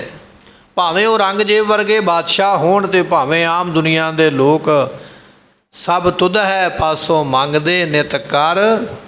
ਅਰਦਾਸਾਂ ਕਰ ਕਰਕੇ, ਬੇਨਤੀਆਂ ਕਰ ਕਰਕੇ, ਤਰਲੇ ਕਰ ਕਰਕੇ ਪੂਰੀ ਕਾਇਨਾਤ ਤੁਹਾਡੇ ਕੋਲੋਂ ਮੰਗਦੀ ਹੈ। ਲੈ ਦੁੱਤੀ ਹੈ ਜਾਨੀਐ ਤਿਨ ਮਨਿੰਦ। ਕਿਉਂਕਿ ਦੂਜਾ ਕੋਈ ਹੈ ਹੀ ਨਹੀਂ ਨਾ। ਧੰਨ ਗੁਰੂ ਗੋਬਿੰਦ ਸਿੰਘ ਮਹਾਰਾਜ ਜੀ ਵਰਗਾ ਦੂਜਾ ਕੋਈ ਹੈ ਹੀ ਨਹੀਂ। ਨਾ ਕੋ ਹੋਵਾ ਨਾ ਕੋ ਹੋਏ, ਗੁਣ ਇਹੋ ਹੋਰ ਨਾਹੀ ਕੋਏ। ਨਾ ਕੋ ਹੋਵਾ ਨਾ ਕੋ। ਇਹ ਬਚਨ ਨੇ। ਸਾਹਿਬ ਗੁਰੂ ਗੋਬਿੰਦ ਸਿੰਘ ਮਹਾਰਾਜ ਦੀ ਤੁਲਨਾ ਜਾਂ ਪਰਮੇਸ਼ਰ ਦੀ ਤੁਲਨਾ ਕਿਸੇ ਨਾਲ ਦਿੱਤੀ ਨਹੀਂ ਜਾ ਸਕਦੀ, ਕਿਉਂਕਿ ਉਹਨਾਂ ਵਰਗਾ ਕੋਈ ਨਹੀਂ ਹੈ। ਚੌਂ ਦਿਸ਼ਨ ਤੇ ਸੁਨਰ ਮਿਲੈ ਬਨਿੰਦ। ਇਸ ਤਰ੍ਹਾਂ ਮਹਾਰਾਜ ਜੀਆਂ ਦੇ ਕੋਲੋਂ ਜਿੱਥੇ ਰਾਜੇ ਮਹਾਰਾਜੇ ਮੰਗਦੇ ਪਏ, ਪ੍ਰਜਾ ਸੰਸਾਰ ਦੇ ਲੋਕ ਮੰਗਦੇ ਪਏ, ਚੌਵਾਂ ਦਿਸ਼ਾਵਾਂ ਵਿੱਚ ਜਿੰਨੇ ਰਹਿਣ ਵਾਲੇ ਨੇ। ਧੰਨ ਦਸਵੇਂ ਪਾਤਸ਼ਾਹ ਮਹਾਰਾਜ ਸਾਹਿਬ ਜੀਆਂ ਨੇ ਲਿਖਿਆ, ਕਹਿਣ ਲੱਗੇ ਹੈ ਪਰਮਾਤਮਾ ਤੇਰੇ ਦਰ ਤੋਂ ਤੇ ਸਾਰੇ ਹੀ ਮੰਗਦੇ ਪਏ। ਭਾਵੇਂ ਕੋਈ ਦੱਖਣ ਵਿੱਚ ਰਹਿਣ ਵਾਲਾ ਹੈ, ਕੋਈ ਉੱਤਰ ਵਿੱਚ ਰਹਿਣ ਵਾਲਾ ਹੈ, ਕੋਈ ਦੇਸ਼ ਵਿੱਚ ਰਹਿਣ ਵਾਲਾ, ਕੋਈ ਵਿਦੇਸ਼ ਵਿੱਚ ਰਹਿਣ ਵਾਲਾ, ਕੋਈ ਬੰਗਲਾ ਵਿੱਚ ਰਹਿਣ ਵਾਲਾ ਹੈ, ਕੋਈ ਚਾਈਨਾ ਵਿੱਚ ਰਹਿਣ ਵਾਲਾ ਹੈ। ਜਿੱਥੇ ਵੀ ਕੋਈ ਰਹਿੰਦਾ ਪਿਆ, ਕਿਸੇ ਨਾ ਕਿਸੇ ਰੂਪ ਦੇ ਵਿੱਚ ਸਾਰੇ ਤੇਰੇ ਕੋਲੋਂ ਮੰਗਦੇ ਹਨ। ਸਮੁਦਾਇ ਸੰਗਤਾਂ ਧਾਰਿਆ ਆਨੰਦ। ਤੇ ਸੰਗਤਾਂ ਜਿਹੜੀਆਂ ਨੇ ਬੜਾ ਆਨੰਦ ਧਾਰਨ ਕਰਕੇ ਸਾਹਿਬਾਂ ਦੇ ਸਤਿਗੁਰਾਂ ਦੇ ਦਰਬਾਰ ਵਿੱਚ ਪਹੁੰਚਦੀਆਂ ਹਨ। ਸੁਖ ਦੂਧ ਪੂਤ ਬਿਤ ਬਪ ਆਰੋ। ਕਿਸੇ ਨੂੰ ਮਹਾਰਾਜ ਦੇ ਕੋਲੋਂ ਦੁੱਧ ਚਾਹੀਦਾ। ਮਹਾਰਾਜ ਘਰ ਵਿੱਚ ਲਵੇਰਾ ਨਹੀਂ ਹੈ, ਉਹ ਵੀ ਆ ਕੇ ਫਰਿਆਦ ਕਰਦਾ, ਮੇਰੇ ਘਰ ਵਿੱਚ ਪਸ਼ੂ ਜਿਉਂਦਾ ਨਹੀਂ ਰਹਿੰਦਾ, ਮਰ ਜਾਂਦਾ। ਆਪ ਜੀ ਕਿਰਪਾ ਕਰੋ, ਦੁੱਧ ਦੀਆਂ ਦਾਤਾਂ ਬਖਸ਼ਿਸ਼ ਕਰੋ। ਜਿਹਨੂੰ ਦੁੱਧ ਦੀ ਲੋੜ ਹੈ ਉਹ ਵੀ ਆ ਕੇ ਮੰਗਦਾ। ਦੂਜਾ ਬਚਨ ਆ ਗਿਆ, ਪੁੱਤ ਦੀ ਲੋੜ ਹੈ, ਉਹ ਵੀ ਆ ਕੇ ਮੰਗਦਾ ਕਿ ਮਹਾਰਾਜ ਸੰਤਾਨ ਨਹੀਂ, ਆਪ ਜੀ ਕਿਰਪਾ ਕਰੋ। ਮਹਾਰਾਜ ਸੰਤਾਨ ਵੀ ਦਿੰਦੇ। ਤੇ ਤੀਜਾ ਬਚਨ ਆ ਗਿਆ, ਬਿਤ ਨਾਮ ਗੁਰਮੁਖੋ ਹੁੰਦਾ। ਧਨ ਦਾ ਕੋਈ ਵਿਚਾਰਾ ਗਰੀਬ ਹੈ ਨਾ, ਕੰਗਾਲ ਹੈ ਨਾ, ਮਾਇਆ ਨਹੀਂ, ਉਹ ਮਾਇਆ ਮੰਗਦਾ ਆ ਕੇ, ਸਤਿਗੁਰੂ ਉਹ ਵੀ ਦੇ ਦਿੰਦੇ। ਤੇ ਬਾਪ ਅਰੋਗ, ਕੋਈ ਆਖਦਾ ਮੇਰਾ ਸਰੀਰ ਨਵਾਂ ਨੁਰਿਆ ਰਵੇ, ਮੈਨੂੰ ਬਿਮਾਰੀ ਜਾਂ ਦੁੱਖ ਨਾ ਲੱਗੇ। ਜੇ ਲੱਗਾ ਹੋਇਆ ਤੇ ਮਹਾਰਾਜ ਮਿਟ ਜਾਵੇ। ਕੋਈ ਸਰੀਰ ਦੀ ਤੰਦਰੁਸਤੀ ਮੰਗਦਾ ਪਿਆ ਹੈ, ਕੋਈ ਸਰੀਰ ਦੇ ਨਿਰਵਾਹ ਵਾਸਤੇ ਮਾਇਆ ਮੰਗਦਾ ਪਿਆ ਹੈ, ਕੋਈ ਆਪਣੀ ਸੇਵਾ ਆਪਣੇ ਨਾਮ ਵਾਸਤੇ ਆਪਣੇ ਬੱਚੇ ਮੰਗਦਾ ਪਿਆ, ਕੋਈ ਦੁੱਧ ਮੰਗਦਾ ਪਿਆ। ਦੁਨੀਆ ਦੇ ਲੋਕ ਤਰ੍ਹਾਂ ਤਰ੍ਹਾਂ ਦੇ ਪਦਾਰਥ ਵਸਤੂਆਂ ਆ ਕੇ ਮੰਗਦੇ ਹਨ। ਇਤਿਆਦ ਜਾਚ ਹੀ ਆਏ ਲੋਕ। ਇਤਿਆਦਿਕ ਵਸਤੂਆਂ, ਕਿਉਂਕਿ ਲੋੜਾਂ ਨੇ ਨਾ ਸੰਸਾਰ ਦੀਆਂ। ਇਹ ਲੋੜਾਂ ਜਿੰਨਾ ਚਿਰ ਰਹਿਣੀਆਂ ਉਹਨਾਂ ਚਿਰ ਦੁਨੀਆ ਮੰਗਦੀ ਰਹੇਗੀ। ਇਤਿਆਦਿਕ ਵਸਤੂਆਂ ਲੋਕ ਮਹਾਰਾਜ ਦੇ ਦਰ ਤੋਂ ਆ ਕੇ ਮੰਗਦੇ ਹਨ। ਗਨ ਮਿਲੈ ਆਏ ਡੇਰੇ ਕਰਨ ਤੇ ਸਤਿਗੁਰਾਂ ਦੇ ਕੋਲ ਗੁਰਮੁਖੋ ਬੇਅੰਤ ਸੰਗਤ ਆਉਂਦੀ ਹੈ। ਡੇਰਾ ਕਰਕੇ ਕਈ ਦਿਨ ਸੰਗਤਾਂ ਮਹਾਰਾਜ ਦੇ ਇੱਥੇ ਘਰ ਵਿੱਚ ਰਹਿੰਦੀਆਂ ਹਨ। ਦਿਨ ਬਿਤਾ ਹੈ ਕਿਤਕ ਦਰਸ਼ਨ ਚਾਹਨ। ਸਤਿਗੁਰਾਂ ਦੇ ਦਰਸ਼ਨ ਕਰਦਿਆਂ ਕਈ ਦਿਨ। ਅੱਜ ਸਾਡੇ ਕੋਲ ਸਾਧਨ ਗੱਡੀਆਂ ਮੋਟਰਾਂ, ਅਸੀਂ ਝੱਟ ਜਾਂਦੇ, ਦਰਸ਼ਨ ਕਰਕੇ ਆ ਵੀ ਜਾਂਦੇ। ਉਹਨਾਂ ਸਮਿਆਂ ਵਿੱਚ ਪੈਦਲ ਲੋਕ ਜਾਂਦੇ, ਕਈ ਦਿਨ ਜਾਂਦਿਆਂ ਲੱਗਦੇ। ਫਿਰ ਬੰਦਾ ਸੋਚ ਹੀ ਲੈਂਦਾ ਨਾ ਵੀ ਰਸਤੇ ਵਿੱਚ ਇੰਨੇ ਦਿਨ ਲੱਗੇ। ਹੁਣ ਮਹਾਰਾਜ ਦੇ ਘਰੇ ਵੀ ਕੋਈ ਹਫ਼ਤਾ 10 ਦਿਨ 15 ਦਿਨ ਰਹੀਏ, ਜਿਹਦੇ ਵਾਸਤੇ ਆਏ ਆ। ਸੰਗਤਾਂ ਇਸ ਤਰ੍ਹਾਂ ਫਿਰ ਕਈ ਦਿਨ ਜਾਂ ਮਹੀਨਾ ਵੀ ਗੁਰੂ ਘਰ ਵਿੱਚ ਆ ਕੇ ਰਹਿੰਦੀਆਂ, ਦਰਸ਼ਨ ਕਰਦੀਆਂ, ਬਤਨ ਬਿਲਾਸ ਸਰਵਨ ਕਰਦੀਆਂ, ਦੀਵਾਨਾਂ ਦੀ ਹਾਜ਼ਰੀ ਭਰਦੀਆਂ, ਫਿਰ ਆਪੋ ਆਪਣੇ ਘਰਾਂ ਨੂੰ ਜਾਂਦੀਆਂ ਹਨ। ਉਹਨੇ ਅਰਜ਼ ਮੇਵਰੋ ਕਰਹਿ ਜਾਏ। ਤੇ ਮਹਾਰਾਜ ਜੀਆਂ ਦੇ ਅੱਗੇ ਫਿਰ ਮੇਵੜਿਆ ਕਿਹਾ ਜਾਂਦਾ। ਅਰਦਾਸੀਆ, ਜਿਹੜਾ ਅਰਦਾਸੀਆ ਹੁੰਦਾ ਨਾ, ਉਹਦੀ ਅਰਦਾਸ ਗੁਰੂ ਚਰਨਾਂ ਵਿੱਚ ਕਬੂਲ ਹੁੰਦੀ ਹੈ। ਸੰਗਤ ਆਉਂਦੀ ਹੈ, ਆ ਕੇ ਬੇਨਤੀ ਕਰਦੀ ਹੈ। ਅਰਦਾਸੀਆ, ਅਰਦਾਸ ਕਰਨ ਵਾਲਾ ਮਹਾਰਾਜ ਦੇ ਅੱਗੇ ਫਿਰ ਅਰਦਾਸ ਕਰਦਾ। ਸਤਿਗੁਰੂ ਉਹਦੀ ਭਾਵਨਾ ਵੇਖ ਕੇ, ਅਰਦਾਸੀਏ ਦੀ ਅਰਦਾਸ ਸੁਣ ਕੇ ਤੇ ਫਿਰ ਸੰਗਤਾਂ ਦੀਆਂ ਭਾਵਨਾਵਾਂ ਪੂਰੀਆਂ ਕਰਦੇ ਹਨ। ਪ੍ਰਭ ਦੀਨ ਬੰਦ ਦਾਸਨ ਸਹਾਇ। ਸਤਿਗੁਰੂ ਪਾਤਸ਼ਾਹ ਜੀ ਦੀਨਾ ਬੰਧੂ ਨੇ ਤੇ ਦਾਸਾਂ ਦੀ ਸਹਾਇਤਾ ਕਰਨ ਵਾਲੇ ਹਨ। ਸਭ ਘਟਨ ਜਾਣ ਤੇ ਜੋ ਕੁਛ ਹੋਤ। ਜੋ ਕੁਝ ਵੀ ਦੁਨੀਆ ਤੇ ਹੋ ਰਿਹਾ ਨਾ, ਉਹ ਸਤਿਗੁਰੂ ਸਭ ਕੁਝ ਜਾਣਦੇ ਨੇ। ਦੱਸਣ ਦੀ ਲੋੜ ਨਹੀਂ ਪੈਂਦੀ। ਦੱਸਿਆ ਤੇ ਉਹਨੂੰ ਜਾਂਦਾ ਨਾ ਜਿਹਨੂੰ ਪਤਾ ਨਾ ਹੋਵੇ। ਪਰ ਸਤਿਗੁਰਾਂ ਦੇ ਕੋਲੋਂ ਗੁੱਝੀ ਛੰਨੀ ਨਾਹੀ ਬਾਤ, ਕੋਈ ਗੱਲ ਇਹੋ ਜਿਹੀ ਹੈ ਹੀ ਨਹੀਂ ਜਿਹੜੀ ਗੁਰੂ ਕੋਲੋਂ ਗੁੱਝੀ ਹੋਵੇ, ਛੁਪੀ ਹੋਵੇ। ਕਿਉਂਕਿ ਉਹ ਆਪ ਹੀ ਜਾਣਦੇ ਸਾਰਿਆਂ ਦੇ। ਤੂੰ ਘਟ ਅੰਤਰ ਸਰਬ ਨਿਰੰਤਰ ਦੀ, ਹਰ ਏਕੋ ਪੁਰਖ ਸਮਾਨ। ਤੁਸੀਂ ਸਾਰਿਆਂ ਦੇ ਹਿਰਦਿਆਂ ਵਿੱਚ ਲਗਾਤਾਰ ਵਸੇ ਹੋਏ ਰਹਿੰਦੇ ਪਏ। ਕਿਹਨੂੰ ਕੀ ਬਿਪਤਾ ਹੈ, ਕਿਹਨੂੰ ਕੀ ਦੁੱਖ ਹੈ, ਕਿਹਨੂੰ ਕੀ ਲੋੜ ਹੈ, ਬਿਨਾਂ ਦੱਸਣ ਤੋਂ ਉਸ ਨੂੰ ਪਤਾ ਲੱਗਦਾ ਹੈ। ਐਸੇ ਸਮਰੱਥ ਹਨ।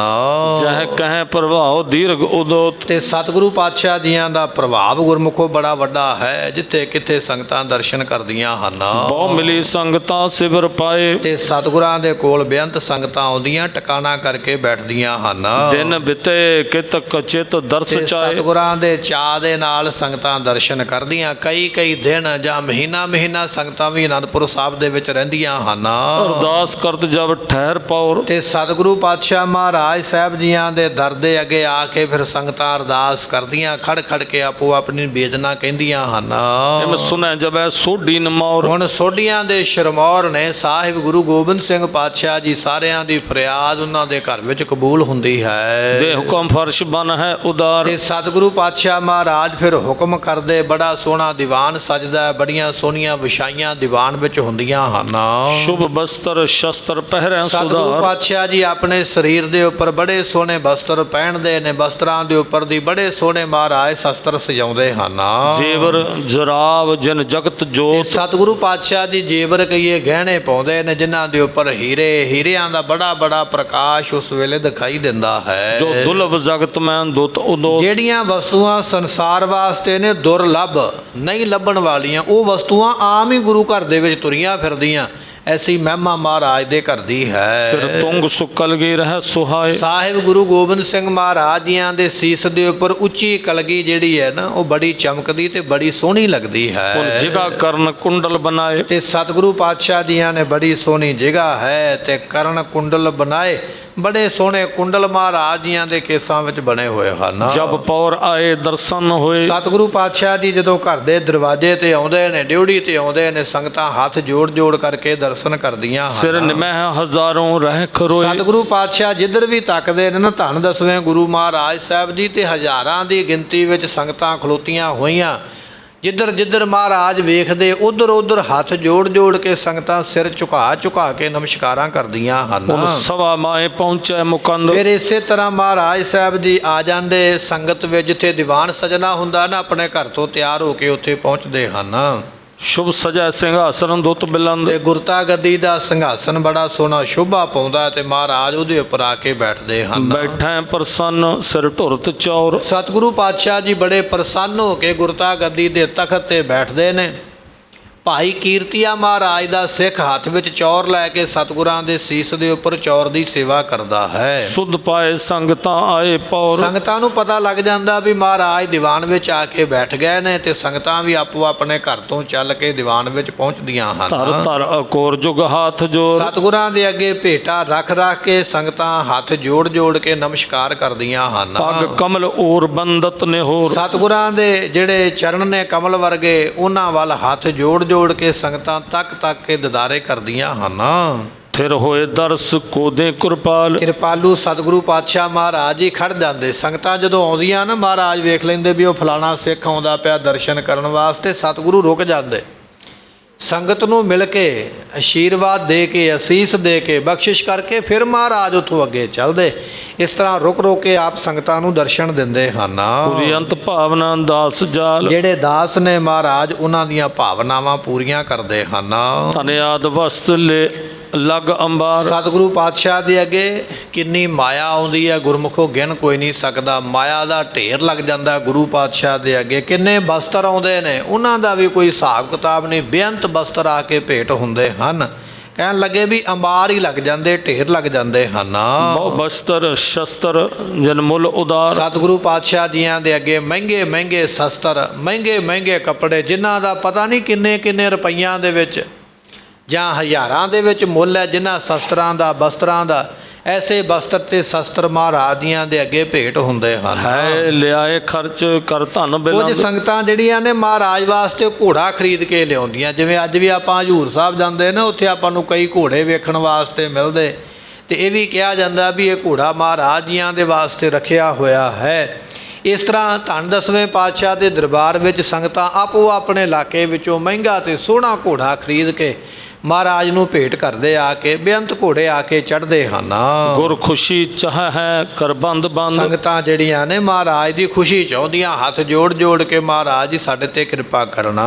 ਕਰੁਣਾ ਕਟਾਖ ਅਵਲੋਕ। ਸਤਿਗੁਰੂ ਪਾਤਸ਼ਾਹ ਦੀ ਮਿਹਰ ਦੀ ਨਜ਼ਰ ਦੇ ਨਾਲ, ਕਰਨਾ ਕਟਾਖ ਤੋਂ ਭਾਵ ਹੁੰਦਾ ਕਿਰਪਾ ਦ੍ਰਿਸ਼ਟੀ ਨਾਲ ਮਹਾਰਾਜ ਮੇਰੇ ਵੱਲ ਤੱਕ ਲੈਣ, ਬਸ ਇੰਨਾ ਹੀ ਹੈ। ਕੋਈ ਮਹਿੰਗਾ ਘੋੜਾ ਲੈ ਕੇ ਆਇਆ ਕਿ ਮਹਾਰਾਜ ਘੋੜਾ ਵੇਖ ਕੇ ਖੁਸ਼ ਹੋ ਜਾਣ ਤੇ ਮੇਰੇ ਵੱਲ ਤੱਕ ਲੈਣ। ਕੋਈ ਮਹਿੰਗਾ ਬਸਤਰ ਲੈ ਕੇ ਆਇਆ, ਮਹਾਰਾਜ ਮਹਿੰਗਾ ਬਸਤਰ ਵੇਖ ਕੇ ਮੇਰੇ ਵੱਲ ਵੇਖ ਲੈਣ। ਕੋਈ ਮਹਿੰਗਾ ਸ਼ਸਤਰ ਲੈ ਕੇ ਆਇਆ, ਮਹਾਰਾਜ ਦੀ ਮਿਹਰ ਦੀ ਨਜ਼ਰ ਲੈਣ ਵਾਸਤੇ ਸੰਗਤਾਂ ਸੇਵਾ ਕਰ ਰਹੀਆਂ ਹਨ। ਨਿਜ ਸੇਵਕਾਨ ਸ਼੍ਰੀ ਦੇ ਦੁਲੋਕ। ਤੇ ਸਤਿਗੁਰੂ ਪਾਤਸ਼ਾਹ ਮਹਾਰਾਜ ਜੀ ਆਪਣੇ ਸੇਵਕਾਂ ਨੂੰ ਕਹਿਣ ਲੱਗੇ ਸ਼੍ਰੇ ਦੇ ਰਹੇ ਨੇ, ਮੁਕਤੀ ਦਿੰਦੇ ਹਨ। ਪੁਰੀਅੰਤ ਭਾਵਨਾ ਮਨ ਸੁਹਾਏ। ਜਿਹੜੀ ਭਾਵਨਾ ਲੈ ਕੇ ਆਉਂਦਾ ਸਤਿਗੁਰੂ ਉਹਨਾਂ ਦੀਆਂ ਭਾਵਨਾਵਾਂ ਪੂਰੀਆਂ ਕਰਦੇ ਹਨ। ਮਨ ਹਰਤ ਸਬਰ ਸੁੰਦਰ ਸੁਹਾਏ। ਕਹਿਣ ਲੱਗੇ ਸਾਰਿਆਂ ਦੇ ਮਨ ਮਹਾਰਾਜ ਮੋਹਣ ਵਾਲੇ ਤੇ ਸਤਿਗੁਰੂ ਪਾਤਸ਼ਾਹ ਜੀ ਐਸੇ ਬੜੇ ਭਾਰੀ ਸੁੰਦਰ ਹਨ। ਬਹੁਤ ਸੂਖਮ ਚੀਰ ਜਾਮਾ ਮਨੋਗ। ਤੇ ਮਹਾਰਾਜ ਸਾਹਿਬ ਜੀਆਂ ਨੇ ਨਾ ਆਪਣੇ ਗਲ ਦੇ ਵਿੱਚ ਬੜਾ ਬਰੀਕ ਜਾਮਾ ਚੋਲਾ, ਜਿਹੜਾ ਚੋਲਾ ਮਹਾਰਾਜ ਪਾਉਂਦੇ ਨਾ ਬੜਾ ਬਰੀਕ ਬੜਾ ਸੋਹਣਾ ਬਣਿਆ ਹੋਇਆ, ਉਹ ਆਪਣੇ ਗਲ ਵਿੱਚ ਪਹਿਨਦੇ ਹਨ। ਜੁਗ ਸ਼ੋਰ ਜ਼ਰੀ ਪਟ ਕਟਹ ਜੋਗ। ਤੇ ਸਤਿਗੁਰੂ ਪਾਤਸ਼ਾਹ ਜੀ ਲੱਕ ਵਿੱਚ ਬੰਨਣ ਦੇ ਜੋਗ ਮਹਾਰਾਜ ਸਾਹਿਬ ਜੀ ਕੀ ਕਰਦੇ ਨੇ, ਜੁਗ ਸ਼ੋਰ ਜਰੀ ਪਟ। ਕਹਿਣ ਲੱਗੇ ਉਸ ਚੋਲੇ ਨੂੰ ਦੋ ਪਾਸੇ ਪਟੇ ਲੱਗੇ ਹੋਏ, ਤਣੀਆਂ ਲੱਗੀਆਂ ਹੋਈਆਂ, ਉਹ ਮਹਾਰਾਜ ਜੀ ਲੱਕ ਦੇ ਨਾਲ ਕੱਸ ਕੇ ਬੰਨ੍ਹ ਲੈਂਦੇ ਹਨ। ਦੇ ਜੋਗ ਭੋਗ ਹੱਥ ਰੋਗ ਸੋਗ। ਤੇ ਸਤਿਗੁਰੂ ਪਾਤਸ਼ਾਹ ਜੀ ਆਪਣੇ ਸਿੱਖਾਂ ਨੂੰ ਜੋ ਕਹੀਏ ਜੁੜਨਾ ਦਿੰਦੇ ਨੇ। ਜਿਹੜਾ ਕੋਈ ਭਾਵਨਾ ਲੈ ਕੇ ਇਹ ਗੱਲ ਆਖਦਾ ਨਾ, ਮਹਾਰਾਜ ਮੇਰਾ ਧਿਆਨ ਤੁਹਾਡੇ ਚਰਨਾਂ ਵਿੱਚ ਜੁੜੇ, ਮੇਰਾ ਮਨ ਤੁਹਾਡੀ ਬਾਣੀ ਵਿੱਚ ਜੁੜੇ, ਮਹਾਰਾਜ ਇਹ ਵੀ ਬਖਸ਼ਿਸ਼ ਕਰਦੇ, ਉਹਨਾਂ ਦੇ ਧਿਆਨ ਜੁੜ ਜਾਂਦੇ।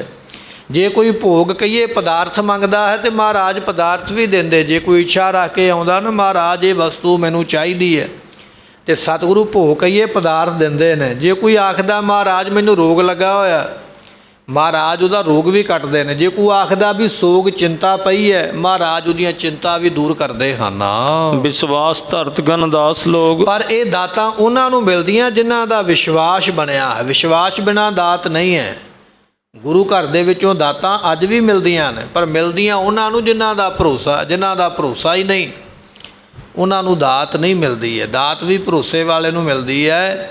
ਸਾਹਿਬ ਗੁਰੂ ਰਾਮਦਾਸ ਮਹਾਰਾਜ ਦੇ ਘਰ ਦੇ ਵਿੱਚੋਂ ਅੰਮ੍ਰਿਤ ਸਰੋਵਰ ਵਿੱਚ ਇਸ਼ਨਾਨ ਕਰਕੇ ਅੱਜ ਵੀ ਰੋਗੀਆਂ ਦੇ ਰੋਗ ਕੱਟੇ ਜਾ ਰਹੇ।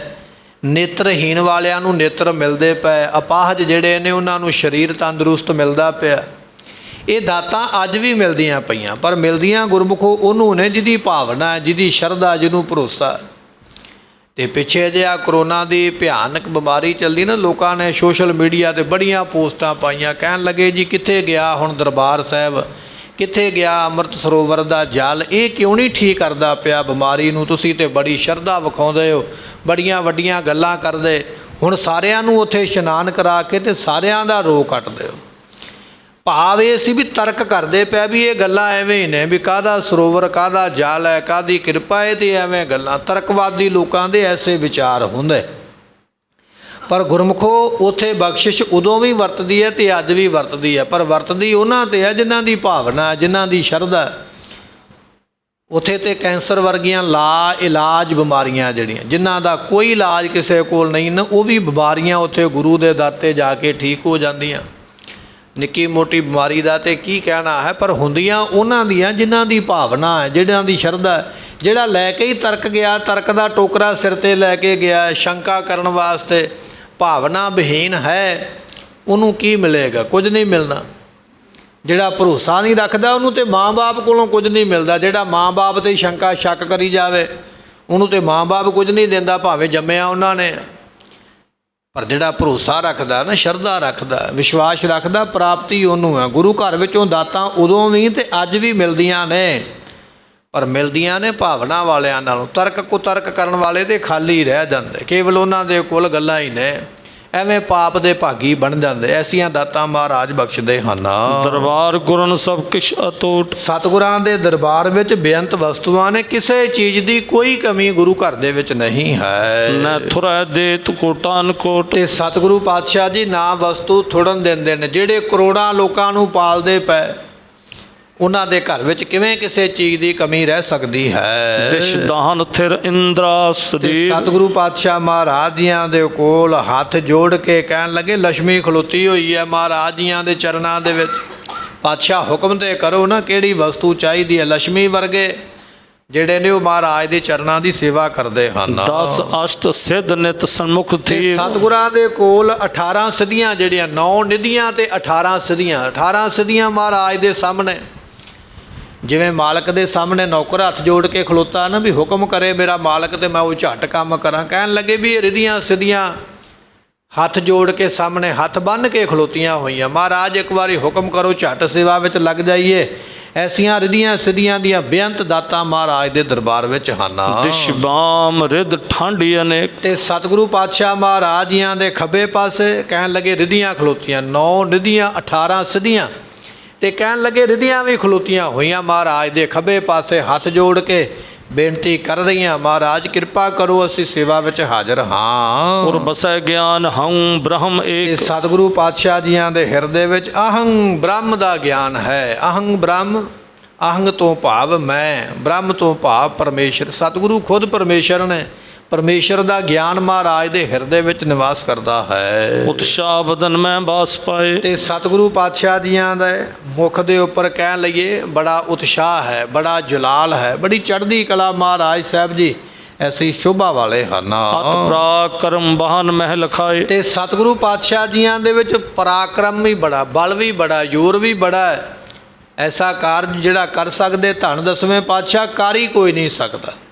ਮਹਾਰਾਜ ਜੀਆਂ ਦੇ ਬਲ ਦੀਆਂ ਗੁਰਮੁਖੋ ਕਈ ਸਾਖੀਆਂ ਨੇ, ਆਪਣੇ ਕੋਲ ਸਮਾਂ ਇਤਿਹਾਸ ਦੀ ਆਪਾਂ ਕਥਾ ਸਰਵਨ ਕਰ ਰਹੇ ਹਾਂ, ਪਰ ਇਹਨਾਂ ਸਾਖੀਆਂ ਵਿੱਚ ਆਪਾਂ ਇਹ ਬਚਨ ਸਰਵਨ ਕਰਦੇ, ਬੇਅੰਤ ਬਲ ਦੇ ਮਾਲਕ ਨੇ ਧੰਨ ਦਸਵੇਂ ਪਾਤਸ਼ਾਹ ਮਹਾਰਾਜ ਸਾਹਿਬ ਜੀ। ਗਨ ਸੰਗਤ ਐਮ ਸਮੁਦਾਇ ਤੇ ਆਏ। ਸੰਗਤਾਂ ਦੇ ਮਨ ਵਿੱਚ ਚਾਅ ਵੀ ਹੈ, ਸੰਗਤਾਂ ਦੇ ਮਨ ਵਿੱਚ ਭਰੋਸਾ ਵੀ ਹੈ। ਸਿਰ ਉੱਪਰ ਠਾਡਾ ਗੁਰਸੂਰਾ ਨਾਨਕ ਤਾਕੇ ਕਾਰਜ ਪੂਰਾ। ਕਾਰਜ ਪੂਰਾ। ਇਹ ਭਰੋਸਾ ਹੈ ਕਿ ਮੇਰਾ ਗੁਰੂ ਮੇਰੇ ਸਿਰ ਤੇ ਖੜਾ ਹੋਇਆ, ਮੈਨੂੰ ਕਿਸੇ ਤਰ੍ਹਾਂ ਦੀ ਕੋਈ ਤੋਟ ਨਹੀਂ ਹੈ, ਕੋਈ ਘਾਟ ਨਹੀਂ ਹੈ। ਐਸੀਆਂ ਬਖਸ਼ਿਸ਼ਾਂ ਦੇ ਮਾਲਕ ਮਹਾਰਾਜ ਸਾਹਿਬ ਜੀ ਹਨ। ਇੱਕ ਦਿਵਸ ਵਿਖੇ ਦਰਸ਼ਨ ਪਾਏ। ਤੇ ਸਤਿਗੁਰੂ ਪਾਤਸ਼ਾਹ ਮਹਾਰਾਜ ਜੀਆਂ ਦੇ ਦਰਸ਼ਨ ਦਿਨ ਦਿਨ ਵਿੱਚ ਸੰਗਤਾਂ ਕਈ ਵਾਰੀ ਕਰਦੀਆਂ ਹਨ। ਕੋ ਬਸੈ ਹੈ ਪਾਸ ਇੱਕ ਮਾਸ ਚਾਓ। ਤੇ ਕੋਈ ਚਾਅ ਦੇ ਨਾਲ ਮਹਾਰਾਜ ਦੇ ਕੋਲ 1 ਮਹੀਨਾ ਰਹਿੰਦਾ। ਕੋਈ ਸੰਗਤ ਵਿੱਚੋਂ ਦਰਸ਼ਨ ਕਰਨ ਆ ਗਿਆ ਨਾ, ਇੱਕ ਮਹੀਨਾ ਪਹਿਲਾਂ ਵੀ ਆਪਾਂ ਇਹ ਬਚਨ ਸਰਵਣ ਕੀਤੇ, ਮਹਾਰਾਜ ਜੀਆਂ ਦੇ ਦਰਸ਼ਨ ਕਰਨ ਵਾਸਤੇ ਮਹੀਨਾ ਸੰਗਤਾਂ ਮਹਾਰਾਜ ਦੇ ਘਰ ਵਿੱਚ ਰਹਿੰਦੀਆਂ ਹਨ। ਸਿਰੋਂ ਪਾਏ ਪੁਨ ਹੋਵੈ ਬਿਦਾਓ। ਤੇ ਸਤਿਗੁਰੂ ਪਾਤਸ਼ਾਹ ਦੇ ਕੋਲੋਂ ਫਿਰ ਜਾਣ ਲੱਗਿਆ ਸਿਰੋਂ ਪਾਓ ਮਿਲਦੇ, ਸਿਰੋਂ ਪਾਓ ਦੀਆਂ ਬਖਸ਼ਿਸ਼ਾਂ ਲੈ ਕੇ, ਸਿਰੋਂ ਪਾਓ ਲੈ ਕੇ ਸੰਗਤਾਂ ਜਾਂਦੀਆਂ ਹਨ। ਖਟਮਾਸ ਰਹਿਤ ਉਰ ਲਹਿ ਸੇਵ। ਤੇ ਸਤਿਗੁਰੂ ਪਾਤਸ਼ਾਹ ਜੀਆਂ ਦੇ ਕੋਲ ਕੁਝ ਸੰਗਤਾਂ ਉਹ ਆਉਂਦੀਆਂ ਜਿਹੜੀਆਂ 6 ਮਹੀਨੇ ਦੀ ਆ ਕੇ ਸੇਵਾ ਲਿਖਾਉਂਦੀਆਂ। ਮਹਾਰਾਜ 6 ਮਹੀਨੇ ਮੈਂ ਤੁਹਾਡੇ ਘਰ ਦੀ ਭਾਂਡੇ ਮਾਂਜਣ ਦੀ ਸੇਵਾ, ਪ੍ਰਸ਼ਾਦਾ ਬਣਾਉਣ ਦੀ ਸੇਵਾ, ਝਾੜੂ ਫੇਰਨ ਦੀ ਸੇਵਾ, ਦਰਬਾਰ ਸਜਾਉਣ ਦੀ ਸੇਵਾ, ਬਸਤਰ ਧੋਣ ਦੀ ਸੇਵਾ, ਇਸ ਤਰ੍ਹਾਂ ਸੰਗਤਾਂ 6 ਮਹੀਨੇ ਦੀ ਸੇਵਾ ਲੈ ਕੇ ਵੀ ਕੁਝ ਮਹਾਰਾਜ ਦੇ ਕੋਲ ਰਹਿੰਦੀਆਂ ਹਨ। ਕੋ ਈਸ਼ ਜੀਵ ਕੋ ਜਾਨ ਭੇਵ। ਤੇ ਕਾਦੇ ਵਾਸਤੇ? ਈਸ਼ਵਰ ਤੇ ਜੀਵ ਦਾ ਭੇਦ ਜਾਣਨ ਵਾਸਤੇ। ਮਨ ਤੂੰ ਜੋਤ ਸਰੂਪ ਹੈ ਆਪਣਾ ਮੂਲ ਪਛਾਣ।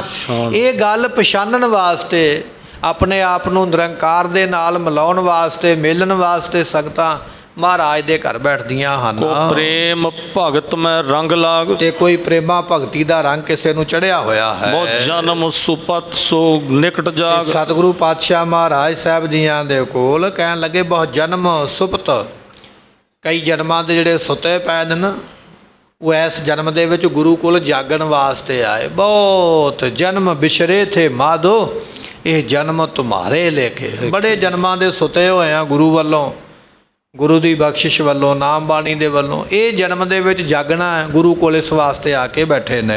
ਸੇਵਾ ਕਰੰਤ ਨੇ ਤਜੈ ਪਾਸ। ਕੋਈ ਮਹਾਰਾਜ ਦੇ ਕੋਲ ਸੇਵਾ ਕਰਦਾ, ਕੋਈ ਸਤਿਗੁਰਾਂ ਨੂੰ ਛੱਡ ਕੇ ਜਾਣਾ ਨਹੀਂ ਚਾਹੁੰਦਾ ਹੈ। ਸੁਖ ਪਾਏ ਸ਼ਾਂਤ ਦੁਖ ਦੁੰਦ ਨਾਸ਼। ਸਤਿਗੁਰਾਂ ਦੇ ਕੋਲ ਬੈਠ ਕੇ ਸੁਖ ਪਾਉਂਦੇ, ਸ਼ਾਂਤੀ ਪਾਉਂਦੇ, ਦੁੰਦ ਕਹੀਏ ਦੁੰਦਵਾ, ਦਵੈਤ ਜਿਹੜੀ ਹੈ, ਈਰਖਾ, ਮਾਨ ਹੰਕਾਰ ਨੂੰ ਨਾਸ ਕਰਦੇ ਹਨ। ਉਸਨ ਹਜ਼ਾਰ ਕੇ ਦਾਸ ਆਏ। ਤੇ ਸਤਿਗੁਰਾਂ ਦੇ ਕੋਲ ਹਜ਼ਾਰਾਂ ਕੋਹਾਂ ਤੋਂ ਸੰਗਤਾਂ ਚੱਲ ਕੇ ਆਉਂਦੀਆਂ। ਕਾਬਲ ਨੇੜੇ ਨਹੀਂ ਹੈ, ਕੰਧਾਰ ਨੇੜੇ ਨਹੀਂ ਹੈ। ਕੋਈ ਗੁਜਰਾਤ ਤੋਂ ਚੱਲ ਕੇ ਆਇਆ ਹੈ, ਕੋਈ ਇਸੇ ਤਰ੍ਹਾਂ ਅਸਾਮ ਤੋਂ ਚੱਲ ਕੇ ਆਇਆ, ਬੜੀ ਬੜੀ ਦੂਰੋਂ ਸੰਗਤਾਂ ਚੱਲ ਕੇ ਆਉਂਦੀਆਂ ਹਨ। सेवै आनंद को लेत पाए। ਸਤਿਗੁਰਾਂ ਦੀ ਸੇਵਾ ਕਰਕੇ ਆਨੰਦ ਪ੍ਰਾਪਤ ਕਰਦੇ ਹਨ। कब साखियात दर्शन करन। ਕਦੇ ਕਦੇ ਮਹਾਰਾਜ ਸੰਗਤਾਂ ਦੇ ਜਾਂ ਸੰਗਤਾਂ ਕਦੇ ਕਦੇ ਮਹਾਰਾਜ ਜੀਆਂ ਦੇ ਪ੍ਰਤੱਖ ਦਰਸ਼ਨ, ਸਾਹਮਣੇ ਬੈਠਿਆਂ ਦੇ ਦਰਸ਼ਨ ਸੰਗਤਾਂ ਕਰਦੀਆਂ उन ਹਨ। गुर स्वरूप ते आनहूं ਤੇ तरंत। ਸੰਗਤਾਂ ਬੜੀ ਭਾਵਨਾ ਵਾਲੀਆਂ ਗੁਰਮੁਖੋ, ਜਿਵੇਂ ਮਹਾਰਾਜ ਸਾਹਿਬ ਜੀਆਂ ਨੂੰ ਅੱਜ ਸਾਹਮਣੇ ਬੈਠਾ ਵੇਖਿਆ, ਉਹ ਤਸਵੀਰ ਮਹਾਰਾਜ ਜੀਆਂ ਦੀ ਆਪਣੇ ਮਨ ਵਿੱਚ ਵਸਾ ਲਈ ਵੀ ਹੁਣ ਘਰੇ ਜਦੋਂ ਮੈਂ ਬੈਠਾਂਗਾ ਨਾ, ਨਿਤਨੇਮ ਕਰਾਂਗਾ, ਸ਼ਾਮ ਨੂੰ ਰਹਿ ਰਾਸ ਦਾ ਪਾਠ, ਸਵੇਰੇ ਜਪਜੀ ਸਾਹਿਬ ਦਾ ਪਾਠ ਕਰਾਂਗਾ, ਉਹ ਸਰੂਪ ਮਹਾਰਾਜ ਦਾ ਆਪਣੇ ਹਿਰਦੇ ਵਿੱਚ ਵਸਾ ਕੇ ਲੈ ਜਾਂਦੇ। ਉਸੇ ਤਰ੍ਹਾਂ ਉਸ ਸਰੂਪ ਨੂੰ ਚੇਤੇ ਕਰ ਕਰਕੇ ਮਹਾਰਾਜ ਜੀਆਂ ਦੀ ਭਜਨ ਬੰਦਗੀ ਨੂੰ ਕਰਦੇ ਹਨ। बन गमन करत कारण अखीर। ਸਤਿਗੁਰੂ ਪਾਤਸ਼ਾਹ ਮਹਾਰਾਜ ਜੀ ਕਦੇ ਕਦੇ ਕਹਿਣ ਲੱਗੇ ਵੀ ਸ਼ਿਕਾਰ ਖੇਡਣ ਵਾਸਤੇ ਵੀ ਜਾਂਦੇ ਹਨ। सब सुबट अरूढ़ संग ही। ਮਹਾਰਾਜ ਜੀਆਂ ਦੇ ਨਾਲ ਕਈ ਸੂਰਮੇ ਜਿਹੜੇ ਨੇ ਉਹ ਵੀ ਸਵਾਰ ਹੋ ਕੇ ਜਾਂਦੇ ਹਨ। गन स्वान बाज शिकरे विशाल। ਸਤਿਗੁਰੂ ਪਾਤਸ਼ਾਹ ਜੀ ਸ਼ਿਕਾਰੀ ਕੁੱਤੇ, ਬਾਜ, ਸ਼ਿਕਰੇ ਤੇ ਆਦਿਕ ਬਾਜਾਂ ਦੀਆਂ ਕਿਸਮਾਂ ਸਾਰਾ ਕੁਝ ਨਾਲ ਲੈ ਕੇ ਜਾਂਦੇ ਹਨ। मृग खोज खोज करी अंत काल। ਇਸ ਤਰ੍ਹਾਂ ਜੰਗਲ ਦੇ ਵਿੱਚੋਂ ਲੱਭ ਕੇ ਜੀਵਾਂ ਨੂੰ ਤੇ ਉਹਨਾਂ ਦਾ ਸ਼ਿਕਾਰ ਕਰਦੇ पर ਹਨ। खंत शास्त्र विद्या सुबीर। ਤੇ ਸਤਿਗੁਰੂ ਜੀ ਆਪਣੇ ਸੂਰਮਿਆਂ ਦੀ ਵਿਦਿਆ ਵੀ ਪਰਖਦੇ ਨੇ ਵੀ ਕੋਈ ਕਿੰਨੀ ਕੁ ਵਿਦਿਆ ਕਮਾਉਣ ਵਾਲਾ ਹੈ। हथ कर तुफंग तज धनुख तीर। ਮਹਾਰਾਜ ਜੀਆਂ ਦੇ ਸਾਹਮਣੇ ਕੋਈ ਤੀਰ ਚਲਾ ਕੇ ਵਿਖਾਉਂਦਾ, ਕੋਈ ਤਲਵਾਰ ਚਲਾ ਕੇ ਵਿਖਾਉਂਦਾ। ਸੂਰਮਿਆਂ ਦੀ ਨਿਤ ਵਿਦਿਆ ਪਰਖਦੇ ਵੀ ਨੇ ਵੀ ਕੱਲ ਇਹਨੇ ਕਿੰਨਾ ਅਭਿਆਸ ਕੀਤਾ, ਅੱਜ ਕਿੰਨਾ ਕੀਤਾ, ਕੱਲ ਇਹਦਾ ਨਿਸ਼ਾਨਾ ਕਿੰਨਾ ਕੁ ਪੱਕਾ ਤੇ ਅੱਜ ਕਿੰਨਾ ਕੁ ਪੱਕਾ, ਕੱਲ ਕਿੰਨਾ ਕੁ ਗੱਤਕੇ ਦੀ ਵਿਦਿਆ ਜਾਣਦਾ, ਅੱਜ ਕਿੰਨਾ ਵਾਧਾ ਹੋਇਆ। ਮਹਾਰਾਜ ਜੀ ਰੋਜ਼ ਵੇਖਦੇ ਨੇ। ਸ਼ਿਕਾਰ ਦਾ ਬਹਾਨਾ ਅਸਲ ਵਿੱਚ ਆਪਣੀ ਫੌਜ ਦੀ ਮਹਾਰਾਜ ਪਰਖ ਕਰਦੇ ਪਏ ਕਿ ਜਦੋਂ ਸਰਸਾ ਪਾਰ ਕਰਨ ਦਾ ਕਿਤੇ ਸਮਾਂ ਆਵੇ, ਇਹ ਨਾ ਹੋਵੇ ਇਹਨਾਂ ਨੇ ਦੁੱਖ ਮੁਸੀਬਤ ਵੇਖਿਆ ਹੀ ਨਾ ਹੋਵੇ ਤੇ ਡੋਲ ਨਾ ਜਾਣ, ਪਹਿਲਾਂ ਹੀ ਇਹਨਾਂ ਨੂੰ ਤਿਆਰ ਕਰਦੇ ਪਏ। ਧੰਨ ਦਸਵੇਂ ਪਾਤਸ਼ਾਹ ਮਹਾਰਾਜ ਜੀ ਅੱਜ ਸੰਗ ਸਿੱਖਾਂ ਨੂੰ ਲੈ ਕੇ, ਸੂਰਮਿਆਂ ਨੂੰ ਲੈ ਕੇ ਜੰਗਲ ਵਿੱਚ ਗਏ ਨੇ। ਇੱਥੇ ਮਹਾਰਾਜ ਕੀ ਪਰਖ ਕਰਨਗੇ, ਕੀ ਕੌਤਕ ਵਰਤਾਉਣਗੇ, ਉਹ ਆਪਾਂ ਕੱਲ੍ਹ ਦੇ ਦੀਵਾਨ ਵਿੱਚ ਸਰਵਨ ਕਰਾਂਗੇ। ਸਮੇਂ ਦੀ ਸਮਾਪਤੀ ਪੁੱਲਾਂ ਦੀ ਮੁਆਫੀ, ਬਚਨ ਗੁਰੂ ਕਾ ਹਿਰਦੇ ਵਸੇ, ਪੁੱਲਾਂ ਦਾਸ ਦੀਆਂ ਮੁਆਫ ਕਰਨੀਆਂ, ਲੇਖੈ ਕਤਹਿ ਨ ਛੁਟੀਐ, ਬਖਸ਼ਨ ਹਾਰ ਬਖਸ਼ ਲੈ। ਵਾਹਿਗੁਰੂ ਜੀ ਕਾ ਖਾਲਸਾ, ਵਾਹਿਗੁਰੂ ਜੀ ਕੀ ਫਤਿਹ।